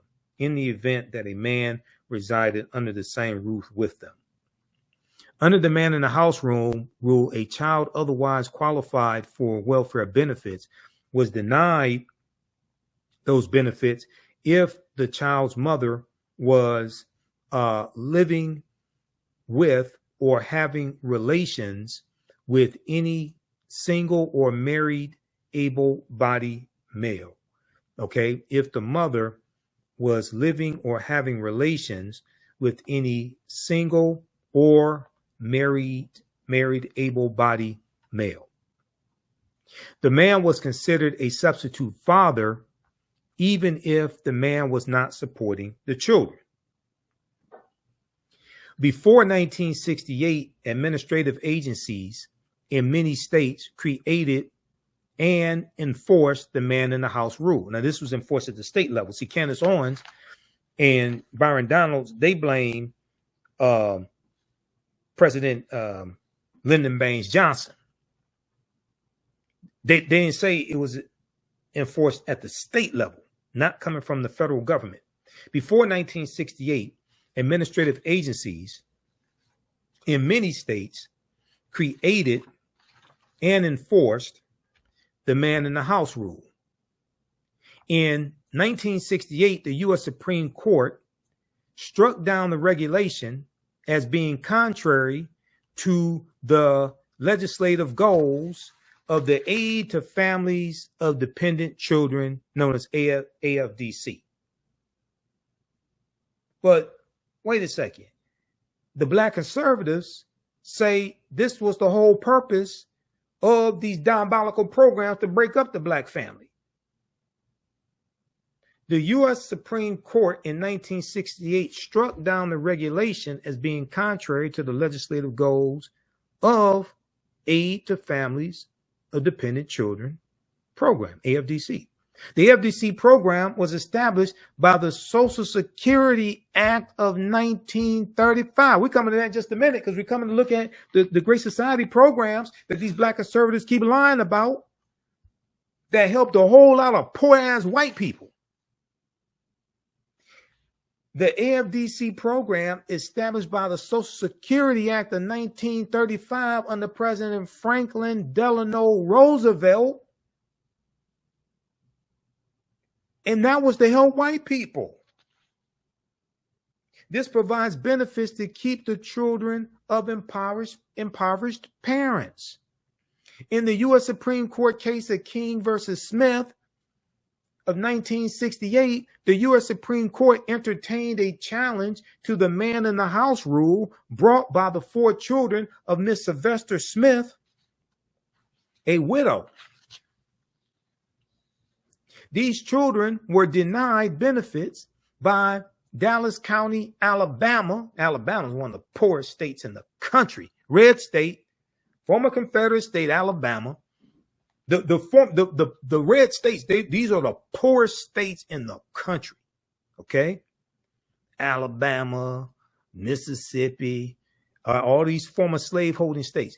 These children were denied benefits by Dallas County, Alabama welfare authorities based on their knowledge that a man named Williams was visiting Smith, Miss Sylvester Smith, on weekends and had sexual relations with her. The children of Miss Smith filed a class action lawsuit in federal court on behalf of other children in the state of Alabama who were denied benefits under Alabama's substitute father regulation. This regulation considered a man a substitute father if he lived in the home with the mother he visited the home frequently for the purpose of living with the mother, or he cohabitated with the mother elsewhere. King, citing Alabama Manual for Administration of Public Assistance, testimony in the case revealed that there was some confusion among the authorities on how to interpret the regulation. One official testified that the regulation applied only if the parties had sex at least once a week. Another official testified that sex every 3 months was sufficient. And still another official placed the frequency at once every 6 months. So there's confusion among the officials of how frequent the sex had to be. According to the High Court, U.S. Supreme Court, Congress did not intend that the AFDC program required children to, quote, look for their food to a man who is not in the least obliged to support them, end quote. The court maintained that when Congress used the term parent in the Social Security Act of 1935, which was for white people, it was referring to, quote, an individual who owed to the child a state-imposed legal duty of support, end quote. Ultimately, the U.S. Supreme Court, the highest court in the land, in 1968 struck down the man in the house rule by holding that under the AFDC provision in the Social Security Act, quote, the destitute children who are legally fatherless cannot be flatly denied federally funded assistance on the transparent fiction that they have a substitute father. So what this means is Byron Donalds and Candace Owens and these other black conservatives out here lying and buck dancing, they're lying. And they're never going to tell you that the law that they're citing was struck down by the U.S. Supreme Court in 1968. I think they're going to get kicked out of the Black Conservative Club if they tell the truth. I think all their privileges are going to be taken away from them. They're going to lose their shows and their little privileges. Their white wives may divorce them. They're never going to tell you this. Go read that article that gets deep into this case. Okay, so you had that struck down, 1968, right? Then they talk about the Great Society programs, welfare, okay? All these black people are lazy. They don't want to work. Welfare system, like I said before, that was created for white people. The welfare system was not created by Lyndon Baines Johnson. That goes back to 1935 during the Great Depression.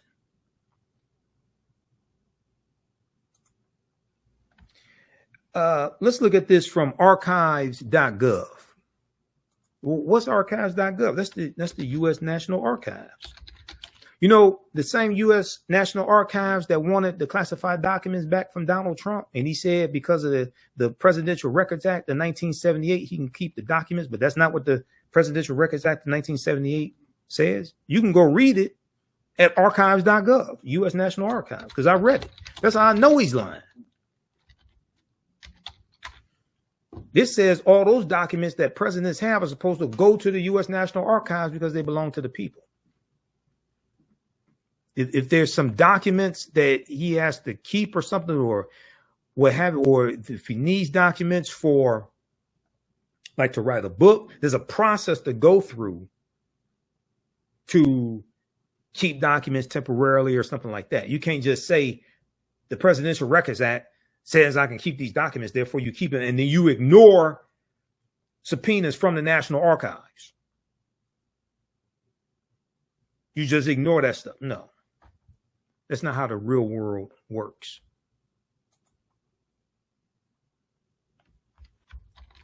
Okay, Social Security Act 1935. Read this at archives.gov, U.S. National Archives, because I go to archives.gov to do research. Social Security Act 1935.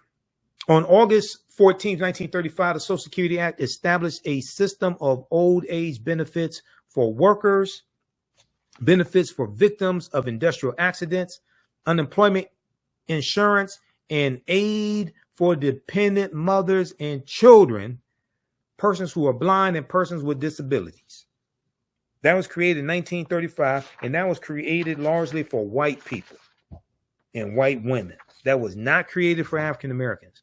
Before the 1930s, the support for the elderly was a matter of local, state, and family concern.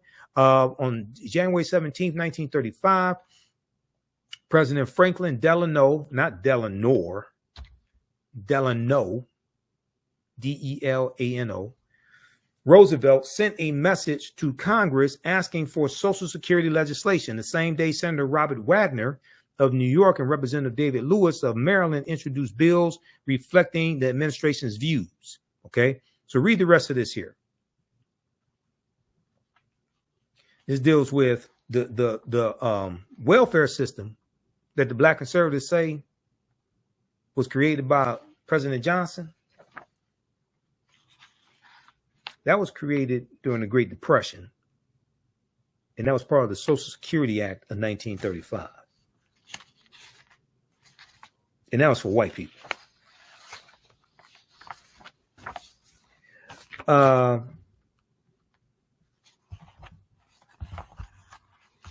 If we look here at, there was a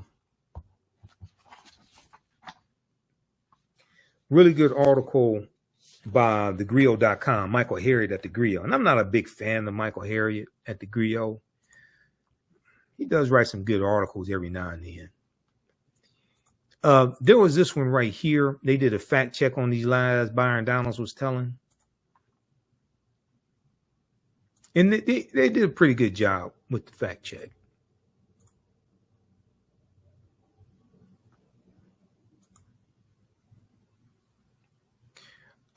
This article right here. Byron Donalds implied black people were better off under Jim Crow, so we checked. Byron Donalds implied black people were better off under Jim Crow, so we checked. Okay, this is from thegrio.com, picked up by Yahoo News, written Friday, June 7th, 2024, by Michael Harriot. This is Byron Donalds right here. He's a straight up idiot.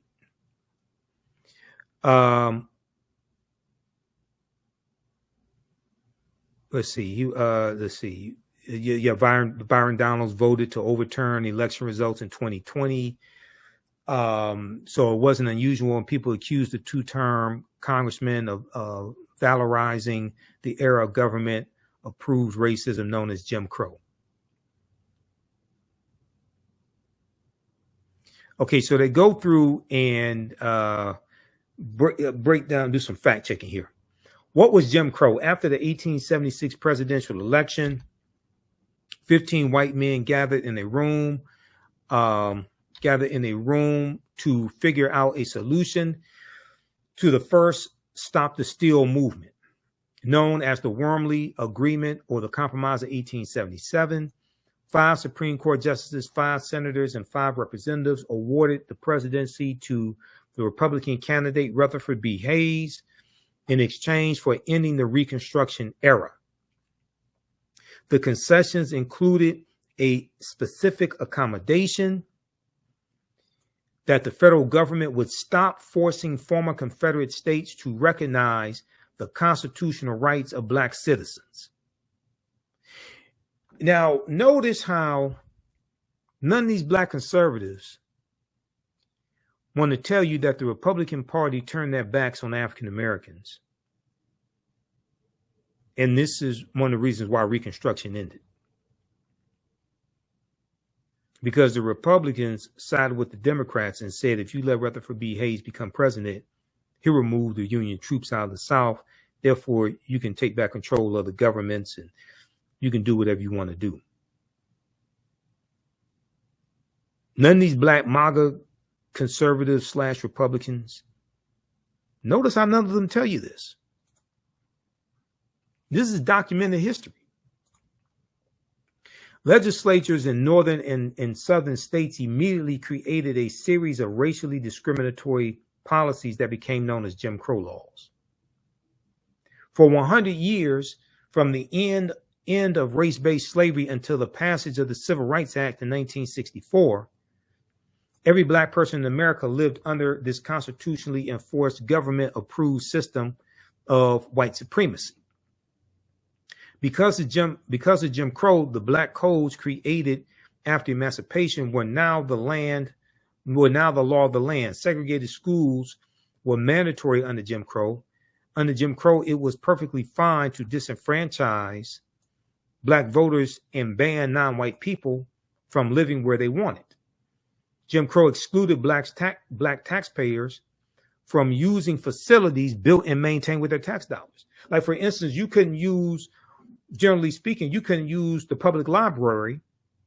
Public library was for white people, but your taxpayer dollars are funding the public library. You may not have been able to be a police officer or work in city government, but your taxpayer dollars are funding city government and paying for the police officers. Or you can serve as a fireman. Couldn't work for the fire department, but your taxpayer dollars are funding the fire department.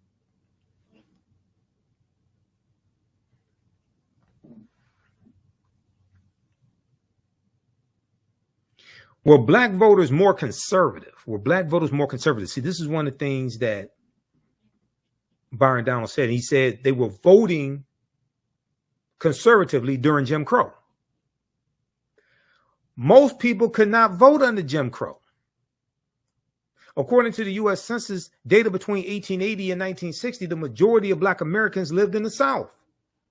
Specifically, they lived in states that disenfranchised African American voters, which is why the Civil Rights Act of 1964 pre-clearance requirement banned these states from changing their voting laws without permission from the Department of Justice. And the Department of Justice was created in 1870 to enforce the new rights of African Americans. It is literally impossible to know what the majority of black Americans wanted under Jim Crow if they could not vote. Even if one counted the votes of the black people who did vote, there was never a moment in the history of this country when the majority of black voters supported conservative politics. Not as a whole. Not as a whole.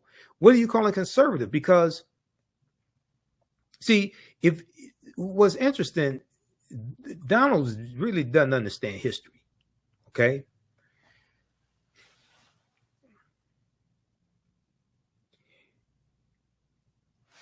The Democratic Party was taking back control of the state legislatures during Jim Crow. They're rewriting state constitutions, imposing segregation laws, poll taxes, literacy tests, things like this. So what are you calling conservative?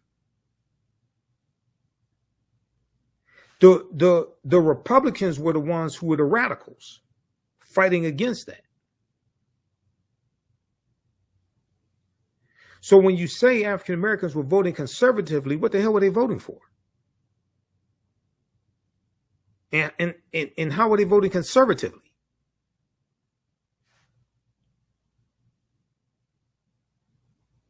Were you saying they're voting for laws to oppress them and suppress their vote?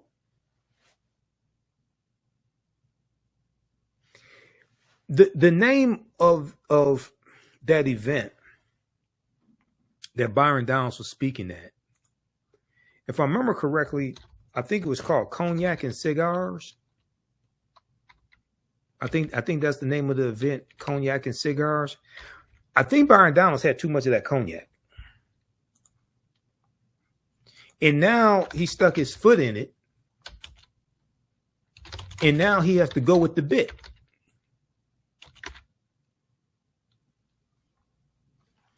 Because he can't admit he made a mistake, was wrong, didn't know what he was talking about, anything like that.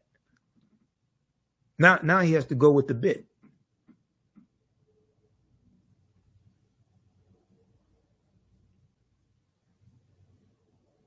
Yeah, New York Times. Yeah, it was called. Yeah, right here. Byron Donalds, Trump VP contender, suggests Jim Crow era had an upside. The New York Times. Right here. Okay, the Republican congressman from Florida was visiting Philadelphia to persuade black voters to support former President Donald Trump. How sick can you be? Al Sharpton, I have my disagreements with Al Sharpton on certain things. Al Sharpton, Reverend Al Sharpton, asked him the correct question. What the hell happened to you to make you think that the Jim Crow era was somehow positive? Now, I just showed you the article from the Washington Post where Donald Trump is being prosecuted by Special Counsel Jack Smith under Section 241 of federal code, federal statute, which is the Ku Klux Klan Act of 1871. And you're going to take your black ass to Philadelphia to try to convince black people to vote for Donald Trump, who tried to invalidate their votes in 2020 and overthrow the government.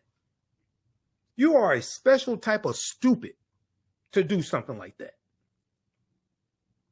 That's a special type of stupid.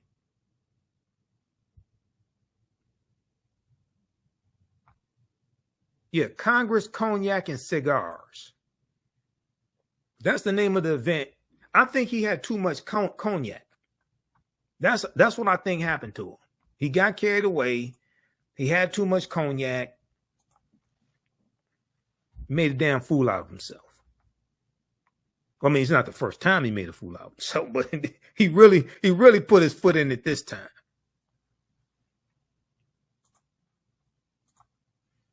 Okay, let's continue because I'm gonna wrap this up here in a minute. Let's go back to this piece here from the griot.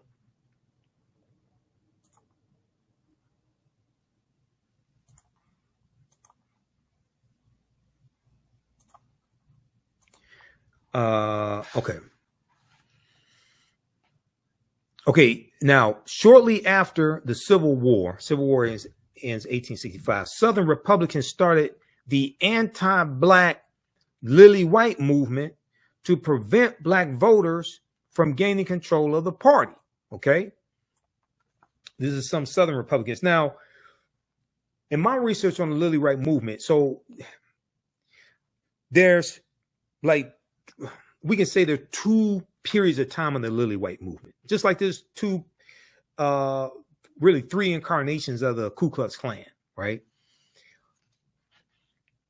The big incarnation of the Lily White movement is in 1928, when Republicans nominate Herbert Hoover to be president, and they appeal to Southern segregationist Democrats in 5 former Confederate states to get them to vote for Herbert Hoover as president.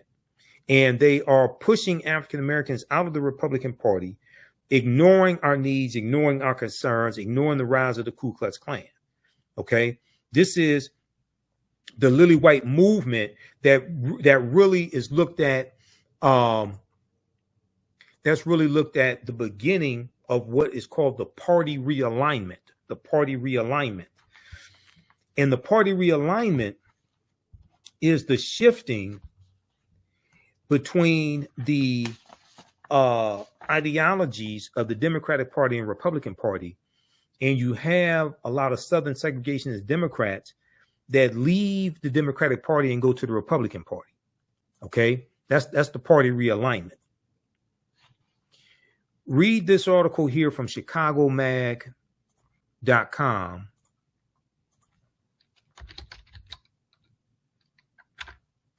How the party of Lincoln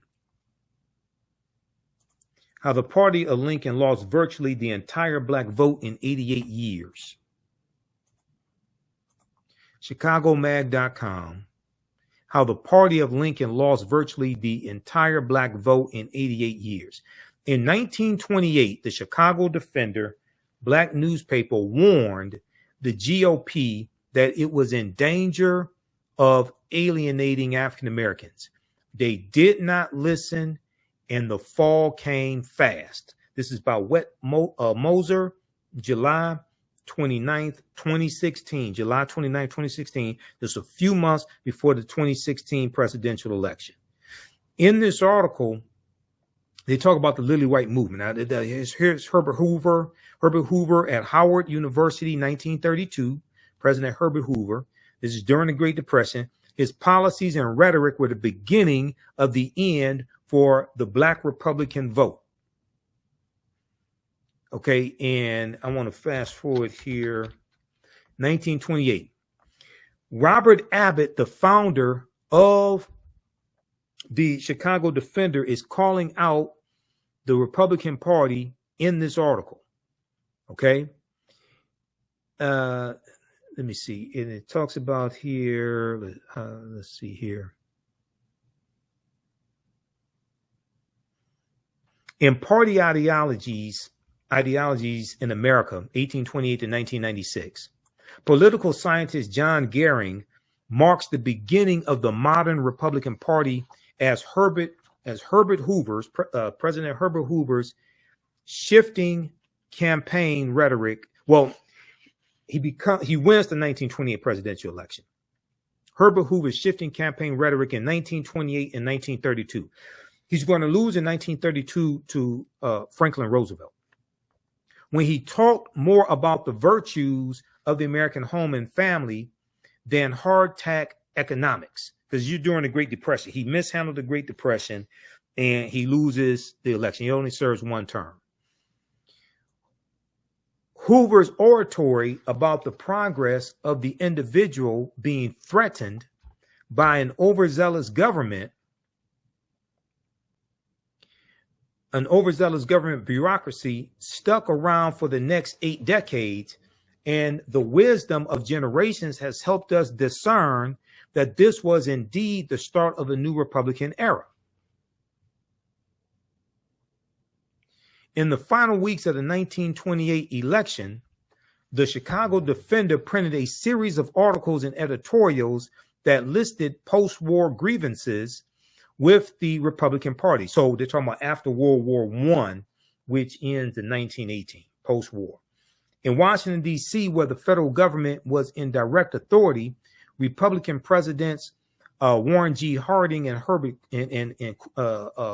Calvin Coolidge, as well as Republican majorities in the U.S. Congress, had not only acquiesced or given into or surrendered to the segregation of public transit, but failed to stop or even criticize parades of thousands of Ku Klux Klansmen before the White House, because the Klan was rejuvenated by the movie The Birth of a Nation that debuted February 8th, 1915, and then the Klan becomes very powerful in the 1920s. So the Republican Party is ignoring the rise of the Ku Klux Klan. They're ignoring the needs of African Americans, and they're starting to push us out of the Republican Party. This is known as the Lily White movement of 1928. The newspaper was particularly dissatisfied. Chicago Defender was particularly dissatisfied with the current Republican nominee for president, Herbert Hoover, who has spoken favorably of making the party lily white. Republican Herbert Hoover spoke favorably of making the Republican Party lily white and excluded African Americans from their traditional role in that year's Republican National Convention. This was an effort to push African Americans out of the Republican Party, starting with Herbert Hoover in 1928 and the initiation of what's known as the Lily White movement of 1928.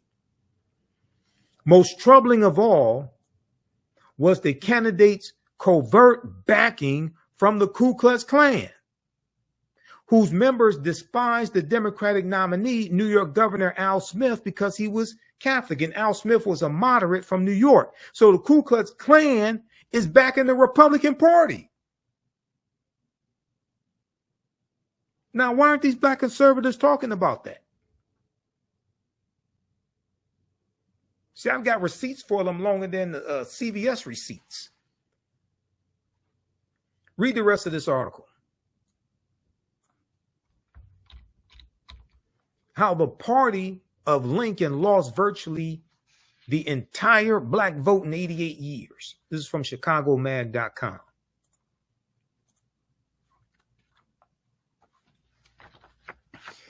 Okay, now I'm going to wrap this up here in a few minutes because this is my second 2-hour presentation that I did today. Okay.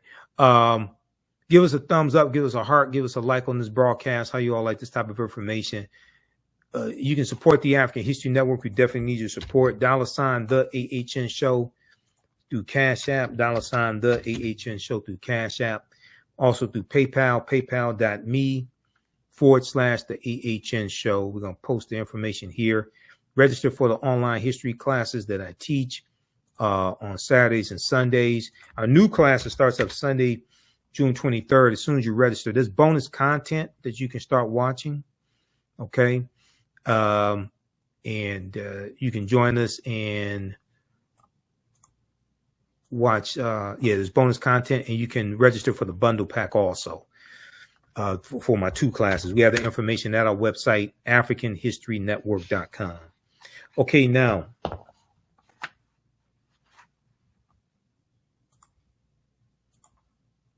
let's go back to this piece here from theroot.com because they dealt with some good history here.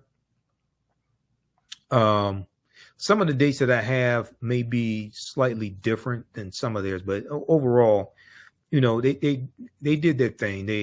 I'll give it to them. They did some good research. Southern Republicans started the anti-black Lily White movement to prevent black voters from gaining control of the Republican Party. Meanwhile, conservative Democrats did not even allow black people to attend the party's convention in an official capacity until 1924. Although majority of black voters supported Franklin Roosevelt's presidential campaign, it was not until 1948 that most black voters considered themselves Democrats. It was not until 1948 that most black voters considered themselves Democrats. By then, white voters had fled the Democratic Party precisely because the party was no longer conservative. Now, research I've done, you'll see some of them leaving in 1948, but some of those conservative Democrats are going to stay, but they do eventually leave, the majority of them, and go to the Republican Party. What happened was you had the Strom Thurmond ran for president in 1948. Okay. There's a good article from history.com, official website of the History Channel. And I use I use this article in my classes. How the party of Lincoln won over the once Democratic South. How the party of Lincoln won over the once Democratic South. And now this article doesn't talk about the Lily White movement in 1928. I deal with that, but they hone in on 1948, presidential election 1948, and Harry S. Truman, and how the Democratic Party had a more pro-civil rights platform in 1948. Okay, read this article, how the party of Lincoln won over the once Democratic South. Democratic defectors known as the Dixiecrats, started a switch to the Republican Party in a movement that was later fueled by a so-called Southern strategy. So when Candace Owens said the Southern strategy doesn't exist, blah, blah, blah, she's lying. They used a Southern strategy in 1928, Republicans, to appeal the Southern segregationist Democrats in 5 former Confederate states. They used, Richard Nixon used a Southern strategy in 1968. She's lying. And she has to be getting paid to lie like that because you can't be that stupid for free. She has to be getting paid. If we go here to page 2 of this article,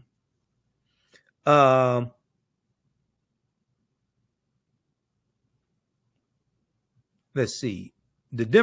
After the Civil War, the Democratic Party's opposition to Republican Reconstruction legislation solidified its hold on the South. The Democratic Party, quote, the Democratic Party came to be more than a political party in the South. It came to be a defender of a way of life, Goldfield says. And they're citing David Goldfield, author of the book on American politics called The Gifted Generation When Government Was Good. It came out in November 2019. He said, and that way of life was the restoration of much as possible of white supremacy. That way of life was the restoration as much as possible of white supremacy. The Confederate statues you see all around were primarily erected by Democrats. Okay. Now, this is before the party realignment is completed and the Southern segregationist Democrats leave to join the Republican Party. Up until the post-World War II period, World War II ends in 1945, the party's hold on the region was so entrenched that Southern politicians usually could not get elected unless they were Democrats.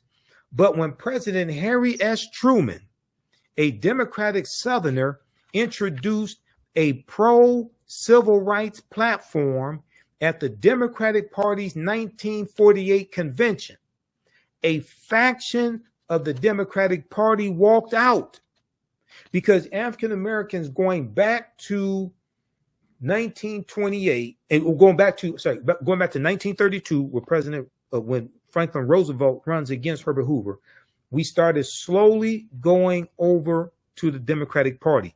We found them more receptive to our issues. We were being pushed out of the Republican Party, and the Republican Party was increasingly ignoring our issues. These defectors, known as Dixiecrats, held a separate convention in Birmingham, Alabama. There, they nominated South Carolina Governor, white supremacist Strom Thurmond, who was a staunch opposer to civil rights, a staunch segregationist. He had a black mistress, okay, staunch opposer of civil rights, to run for president on their states' rights ticket. He was nominated to run for president on the Dixiecrats states' rights ticket. Although Strom Thurmond lost the election to President Harry S. Truman, he still won over 1 million popular votes. Quote, it was the first time since before the Civil War that the South was not solidly Democratic, Goldfield says. And that began the erosion of the Southern influence in the Democratic Party. After that, the majority of the South still continued to vote Democratic because it thought of the Republican Party as the party of Abraham Lincoln and Reconstruction. The big break did not come until President Lyndon Baines Johnson, another Southern Democrat from Texas, signed the Civil Rights Act in 1964 and the Voting Rights Act in 1965. Though some Democrats had switched to the Republican Party prior to this, that's true, many did, prior to 64 and 65, quote, the defections became a flood. The defections became a flood after Johnson signed these acts. And so the political parties began to reconstitute themselves, Goldfield says. Then in 1964, Senator Barry Goldwater of Arizona, a Republican, runs for president against Lyndon Baines Johnson, and Barry Goldwater ran on an anti-civil rights platform. So most African Americans naturally voted for Lyndon Baines Johnson because it made sense. The change was not total or immediate. During the late 1960s and early 70s, white Southerners still transitioning away from the Democratic Party, newly enfranchised Black Southerners voted and continued to vote Democratic. And even as Republican Richard Nixon employed a Southern strategy, share this article with Candace Owens because she doesn't know what the hell she's talking about. And even as Republican Richard Nixon employed a Southern strategy that appealed to the racism of Southern white voters, former Alabama Governor George Wallace, who wanted segregation now, segregation tomorrow, segregation forever, ran as a Democrat in the 1972 presidential primaries. Now, he ran for president in 68 and lost. He didn't run as a Democrat in 68. He ran as a third party candidate in 68. He got 46 electoral college votes from 5 former Confederate states in 1968. That was the last time a third party candidate won a single electoral college vote. 1968. This is why voting third party is ridiculous if you actually understand how the electoral college works. It takes 270 electoral college votes to become president-elect. You become president-elect by winning the popular votes in each state. You win the popular votes in each state. You win the electoral college votes in each state by winning the popular vote in each state. Anybody tells you the popular vote does not matter is lying to you. Or they don't read. They haven't read the U.S. Constitution. Popular vote does matter. It's the popular vote per state that matters. And that's, you become president-elect by winning 270 electoral college votes to that are awarded by the states. This is before the electoral college votes. The electoral college doesn't vote until the first Monday following the second Wednesday in December, which usually falls in the middle of December.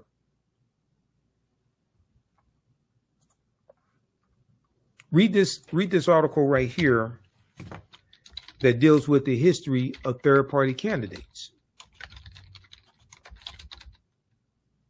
And breaks down this history, because I can listen to people talking about voting third party. I could tell they don't understand the U.S. Constitution and don't understand the Electoral College. Because if no presidential candidate gets 270, then it goes to the House of Representatives to determine who the president is, and they vote based upon delegation. There are 50 delegations because there are 50 states. Republicans control 26 of the 50 delegations, and they vote on, I think it's January 3rd. They voted January because new Congress comes in right about January 3rd or so. So if Donald Trump, if neither Donald Trump or Joe Biden get 270 electoral college votes, Donald Trump could lose the popular vote, lose the electoral college vote, and Republicans can still vote for him to become president because people end up wasting their vote voting for a third party candidate.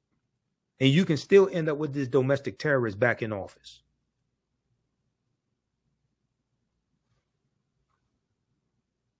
And the U.S. Senate determines who the vice president will be.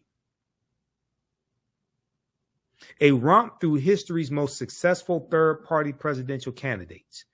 A cavalcade of populists, socialists, and segregationists came long before Ralph Nader and Ross Perot, July 3rd, 2023, for Slate.com. Fantastic article. Fantastic historical article. Go check this out, okay? Because I hear these people out here talking, and I can listen to them and tell they don't understand history, don't understand the U.S. Constitution, don't understand the Electoral College, which created the U.S. Constitution.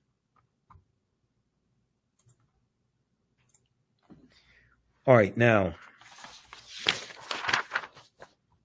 Great Society programs.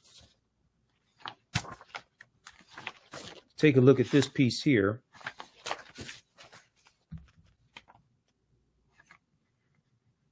Because I got two more I'm going to show you, because we're going to talk about three very quickly here.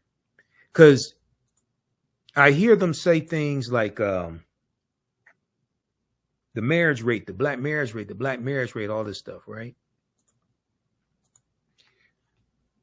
We're going to look at the Great Society programs here. Then I'm going to show you something that none of these black conservatives or the white ones they love want to tell you.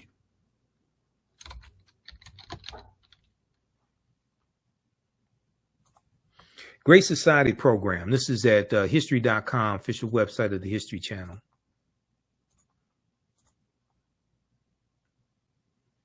August 28th, 2018. Great Society. In a nutshell, okay, it takes you through, it talks about the Great of what they were.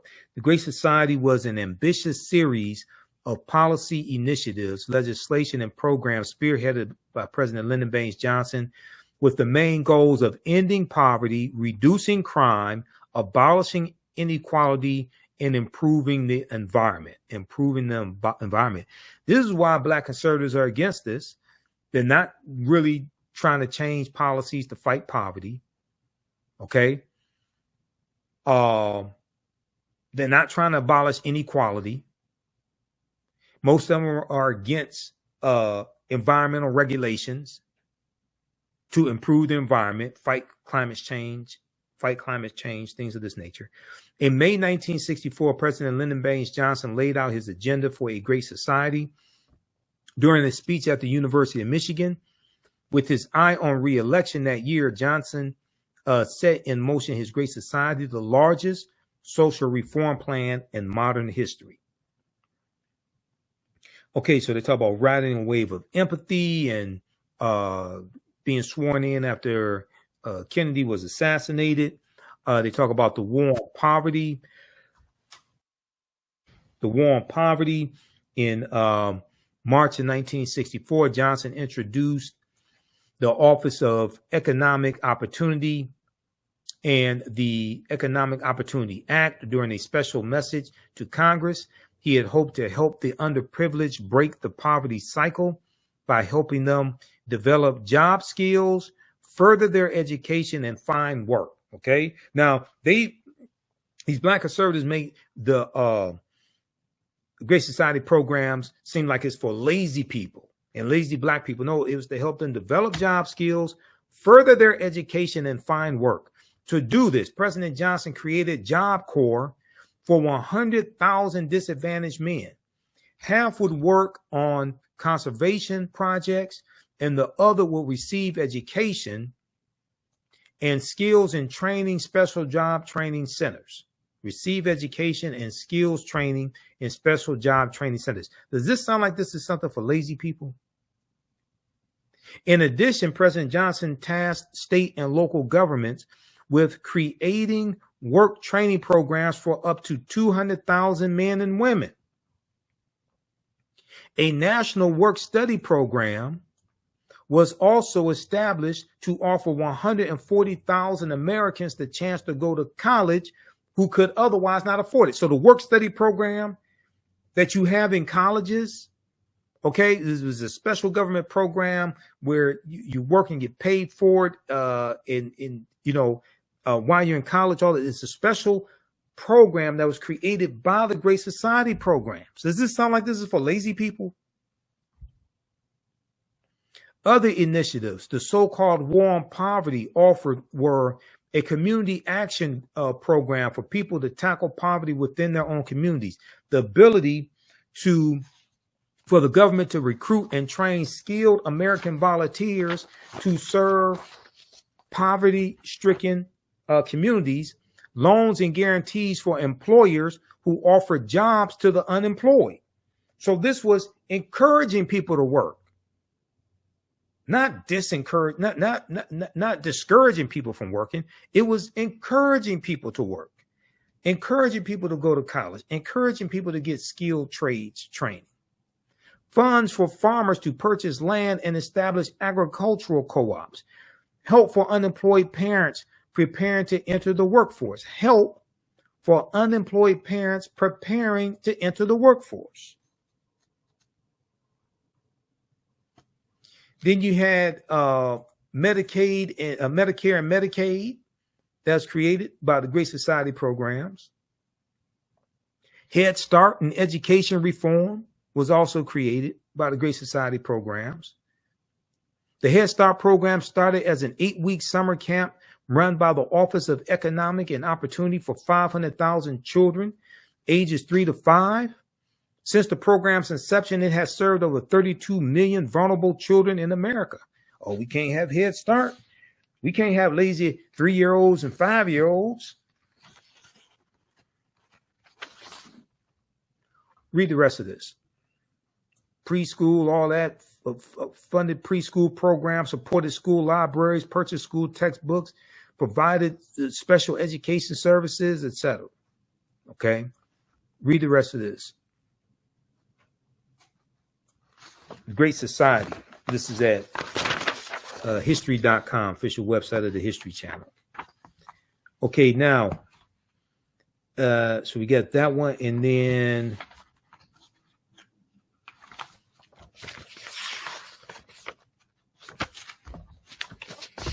this one here is from snaptohealth.org. Snaptohealth.org, and it gives a timeline of the history of welfare.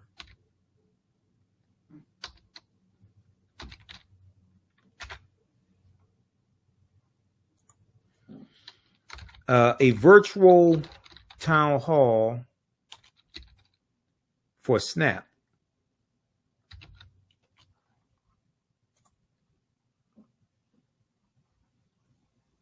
And deals with the history of WIC, all of that right here. And how WIC was overhauled under the Richard Nixon administration. History of WIC, 1968. This is SNAP to Health, a virtual town hall for SNAP, WIC, and nutrition in the United States. History of WIC, going back to 1968, they talk about 1969, President Richard Nixon in December 1969, White House Conference on Food, Nutrition, and Health focused on the problem of malnutrition and hunger due to poverty. Conference recommendations call for special attention to be given to the nutritional needs of low-income pregnant women and preschool children. And they were focusing on white people. Conference recommendations call for special attention to be given to the nutritional needs of low-income pregnant women and preschool children. 1972, on September 26, 1972, an amendment to the Child Nutrition Act of 1966 authorized WIC. The legislation established the Special Supplemental Food Program as a 2-year pilot using Dr. David Page's voucher program as a model. 1973, the program is renamed Special Supplemental Food Program for Women, Infants, and Children, known as WIC. Now, this is under President Richard Nixon. 2 food packages are developed, one for infants and one for children and pregnant or breastfeeding women. Okay, read the rest of this. It takes you throughout history.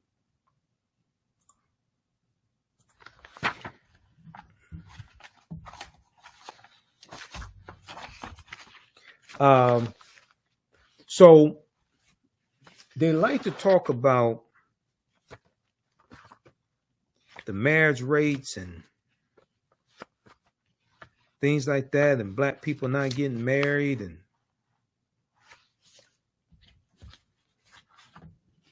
all of that, right? And then they blame the Great Society programs, which were helping largely white people. They blame the Great Society programs and say this broke up the black family.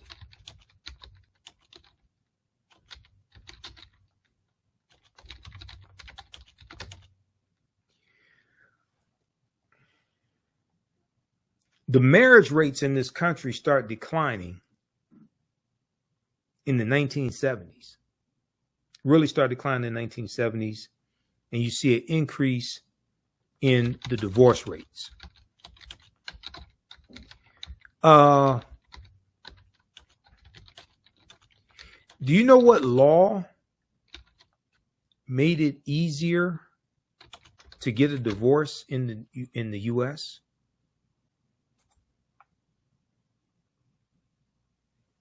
Does anybody know? Because these black conservatives are not going to tell you. That was the Family Law Act of 1969. Let's look at this article here from CNN.com. What is no-fault divorce and why do some conservatives want to get rid of it?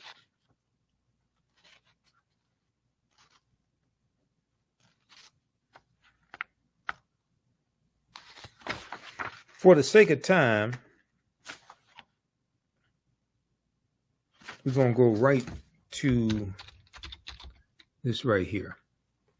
What is the history of no-fault divorce in the United States? No-fault divorce was first legalized in California in 1969 by then Governor Ronald Reagan, who would eventually become the first U.S. president who had been divorced.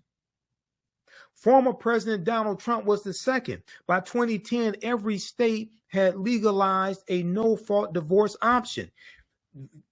Governor Ronald Reagan signed into law in 1969 what was known as the Family Law Act of 1969, which made it easier to get a divorce, and you got what's called a no-fault divorce based upon irreconcilable differences.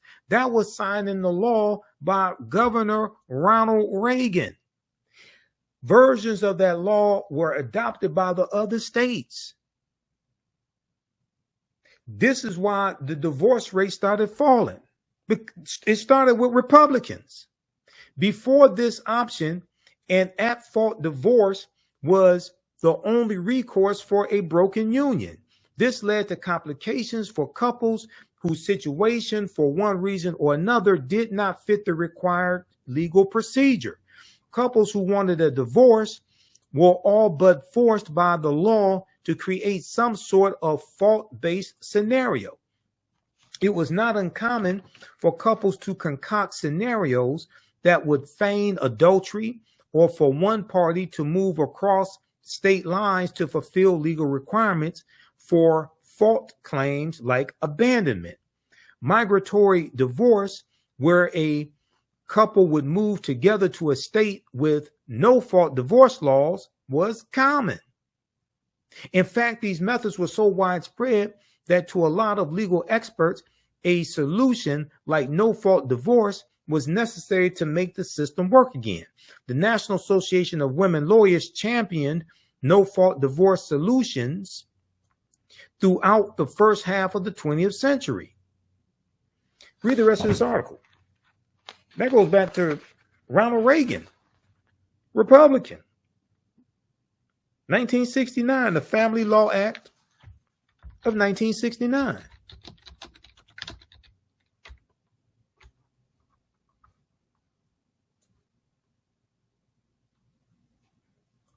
So read that article from CNN.com. What is no-fault divorce and why do some conservatives want to get rid of it? It's from November 27th, 2023. Interesting how these conservatives don't want to tell you all this.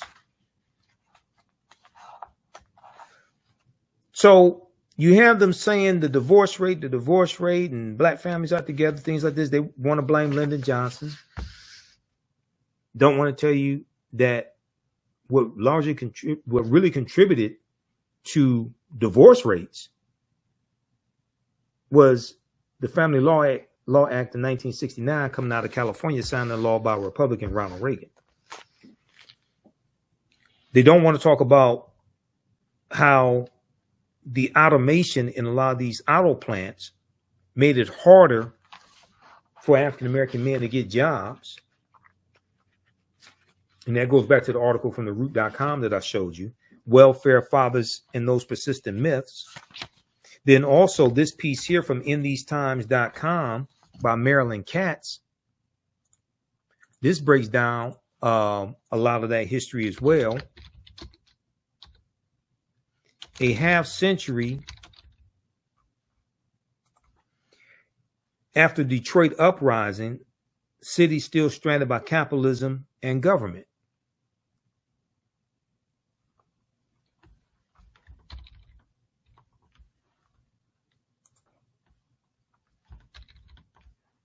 This piece right here, which takes you through some of the history of Detroit and the deindustrialization of Detroit. And they talk about how a half century after Detroit uprising, the city still stranded by capitalism and federal government. One of the things they deal with in this article, Marilyn Katz, how federal policy and the big auto industry drove black blight and white flight. And she deals with how the General Motors, Ford, and Chrysler got filthy rich through government contracts during World War II to make military equipment and military vehicles, things like this. The expressways run through African-American communities in the 1950s and 60s, wiping out homes, wiping out businesses that we had. Then the new factories are built. The factories are being moved from the inner city out to the suburbs. And when these factories are being built out in the suburbs, they're built on what's called sprawling horizontal campuses. Sprawling horizontal campuses on former farmland in the Detroit suburbs and in Ohio, Indiana, and Canada. Between 1947 and 1958, the Big Three built 25 new factories. None of them were in Detroit. And when they're building these factories, these new factories on these sprawling campuses, they've integrated more automation into the factories, and it eliminated a lot of low-level, entry-level jobs that many of our grandfathers and great-grandfathers got when they moved up here from Mississippi, Alabama, Tennessee, things like this with their families. Taking at face value, this made sense as Detroit then lacked the land for the new horizontally integrated and automated plants. Yet as historian Thomas Segru, and Thomas Segru wrote the book, The Origin of the Urban Crisis. This book right here, The Origin of the Urban Crisis, which deals with a lot of Detroit history, race and inequality in post-war Detroit, The Origin of the Urban Crisis, Professor Thomas Segru.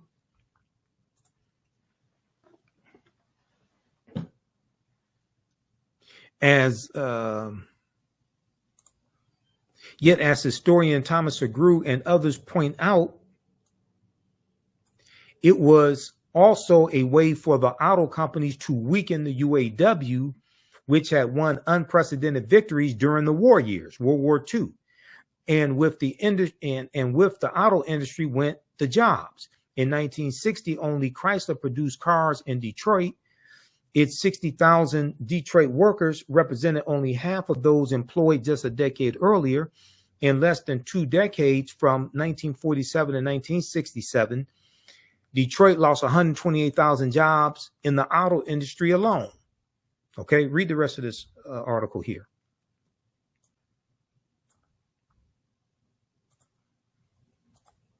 Then they like to talk about the war on drugs and the 94 crime bill and all this stuff, right?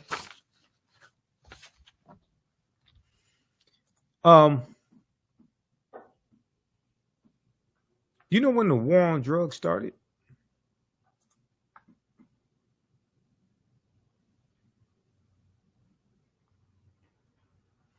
So I thought I got to go to, I think that's, is that on the Black resistance movements? I think it is.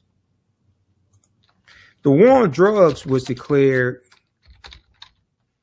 June 17th, 1971 by a president named Richard Nixon,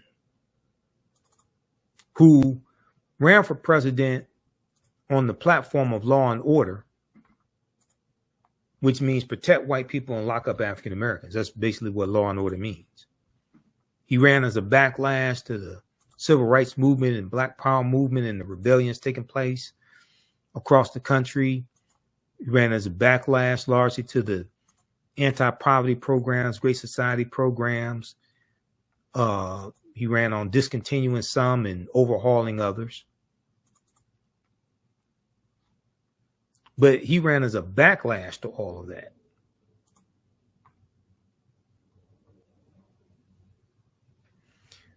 There was the article from Harper's Bazaar Weekly, and it was from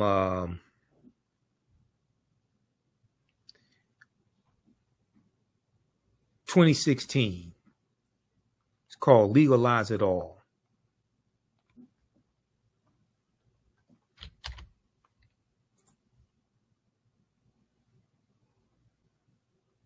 It's called Legalize It All. And in the article, and I want to pull this up here, they talk about how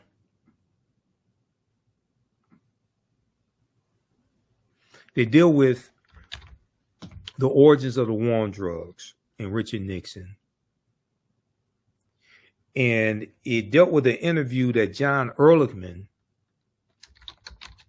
who was Richard Nixon's domestic policy advisor,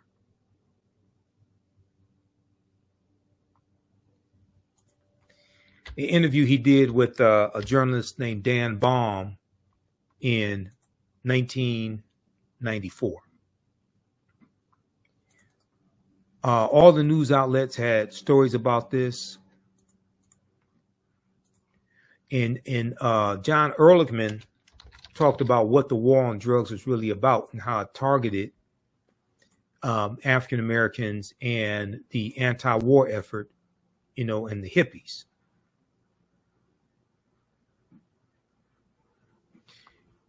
This piece right here, AtlantaBlackStar.com has an article on this.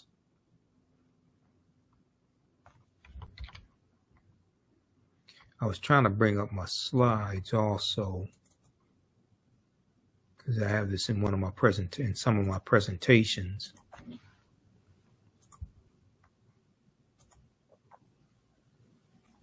Nixon advisors said the war on drugs was a manufactured lie designed to target and disrupt the Black community. March 23rd, 2016, AtlantaBlackStar.com. Here's a picture of John Ehrlichman and Richard Nixon. Picture from 1972.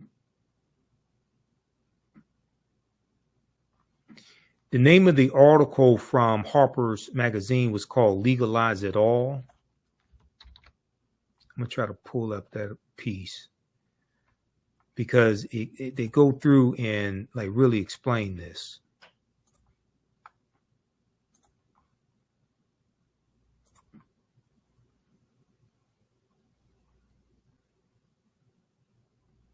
I had to restart my PowerPoint presentation here.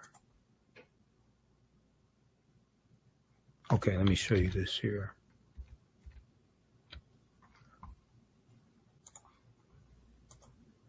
I'm going to go to a slide from one of my presentations because I did a lecture back in 2016 dealing with the history of the war on drugs. So I did a lot of research on this.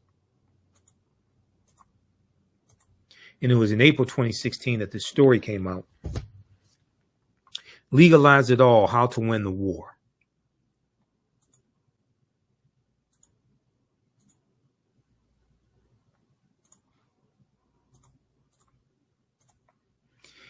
In Legalize It All, the April 2016 cover story of Harper's Magazine, journalist Dan Baum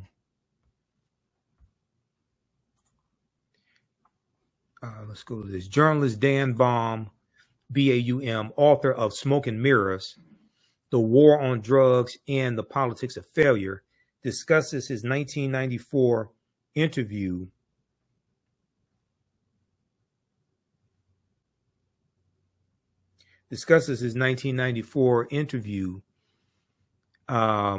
with John Ehrlichman. Now, John Ehrlichman died in 1999. He was President Richard Nixon's chief domestic policy advisor and had spent 18 months behind bars for conspiracy to obstruct justice and perjury as a result of the Watergate cover-up.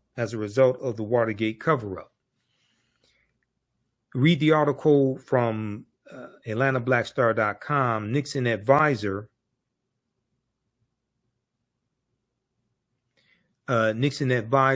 said the war on drugs was a manufactured lie designed to target and disrupt the Black community. That's from March 23rd, 2016. March 23rd, 2016.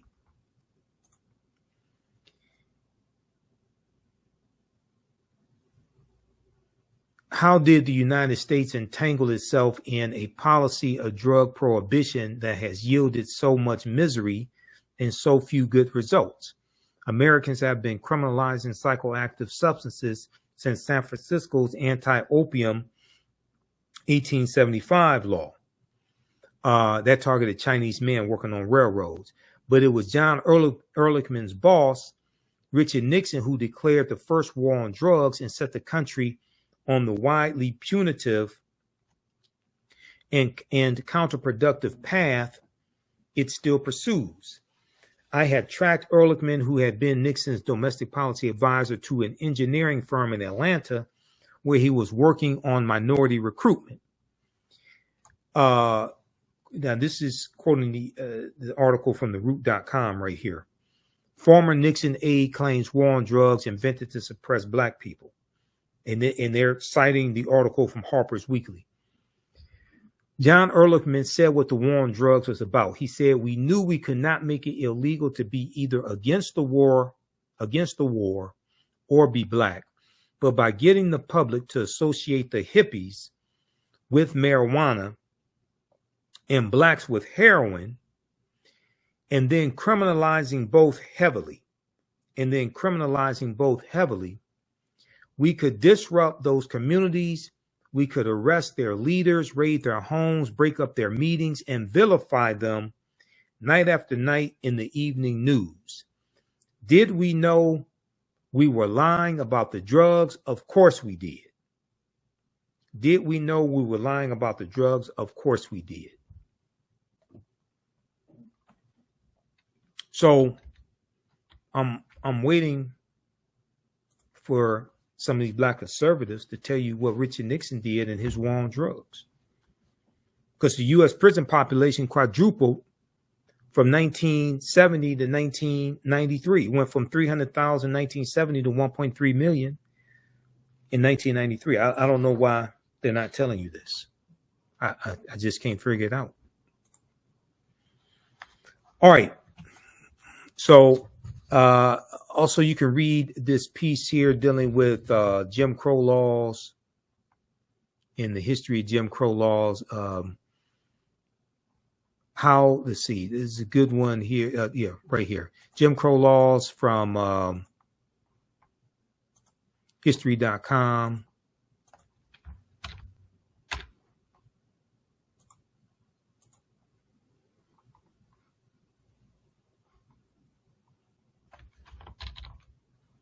This here deals with the history of Jim Crow laws and what they were in the time period.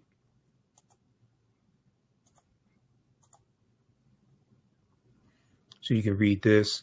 Jim Crow laws were a collection of state and local statutes that legalized racial segregation, named after a Black minstrel show character. That Black minstrel show character was created by T.D. Rice Thomas Dartmouth Rice, right around 1828, 1829. Comes from the story goes, he saw a male slave tending to animals.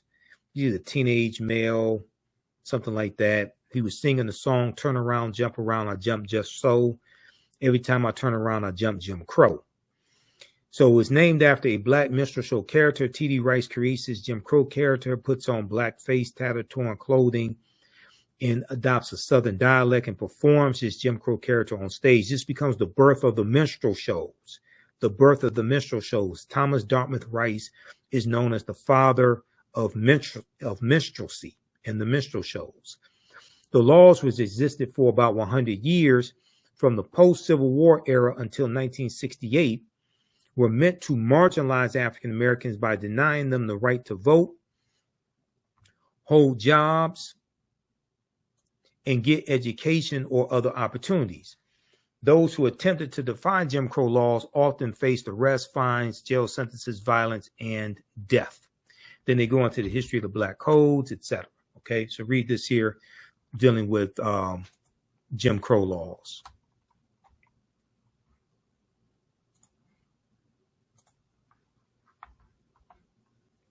That's at history.com. There's also another really good piece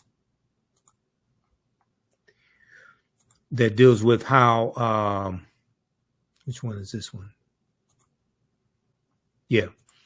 How Jim Crow laws suppressed the African American vote for generations.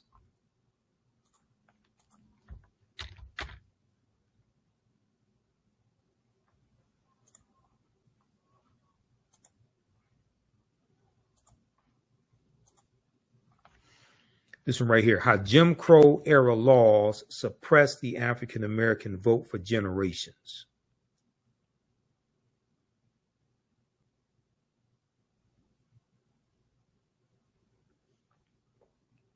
In the wake of the passage of the 15th Amendment and Reconstruction, several Southern states enacted laws that restricted Black Americans' access to voting. This is from August 8th, 2023, was last updated. So read this one here. Welcome to Sapphire. Takes you through history. Talks about the 15th Amendment, all of this. Mississippi State Constitution, Mississippi State Convention, 1890. Right here, we came here to exclude the Negro.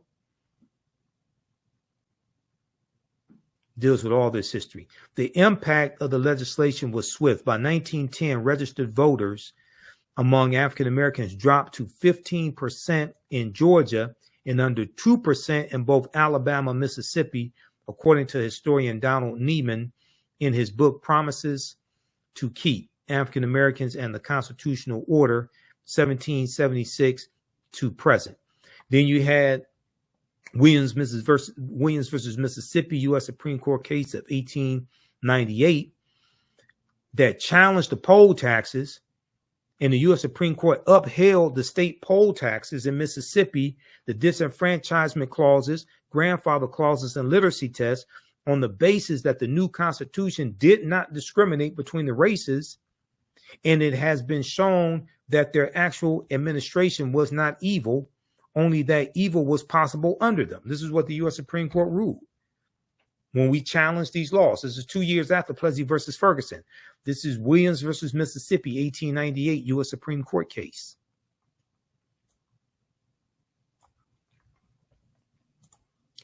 All right, look, that's going to do it for us. Visit our website, AfricanHistoryNetwork.com. AfricanHistoryNetwork.com. You can support the African History Network $, the AHN Show through Cash App and through PayPal, paypal.me/the Join me in Detroit at the Juneteenth events, the 14th, 15th, and 16th. Juneteenth, JubileeDET.com. Register for my online classes. Next class is Saturday, June 22nd, 4 p.m. Eastern Standard Time. Ancient Kemet, the Moors, and the Ma'afa. Understanding the transatlantic slave trade, what they didn't teach you in school. Register here. As soon as you register, you can watch the previous classes that are archived, download a lesson plan that I put together, register for my new class. Starts Sunday, June 23rd, 4 p.m. Eastern Standard Time. Black resistance movements, Haitian Revolution, U.S. Civil War, Civil Rights Movement, Black Power Movement, 1800 to 1968. Click here to register for the full class. Click here to register for the bundle for both courses. Okay. This content is PG-13. You can use this with your children. It's not overly graphic or anything like that. Okay. All right. As you get out of here, remember at the African History Network, you focus on educating, empowering, and inspiring people of African descent throughout the diaspora and around the world. Because right now it's correct wrong behavior. It's not over till we win Wakanda forever. And we'll talk to you next time. Peace.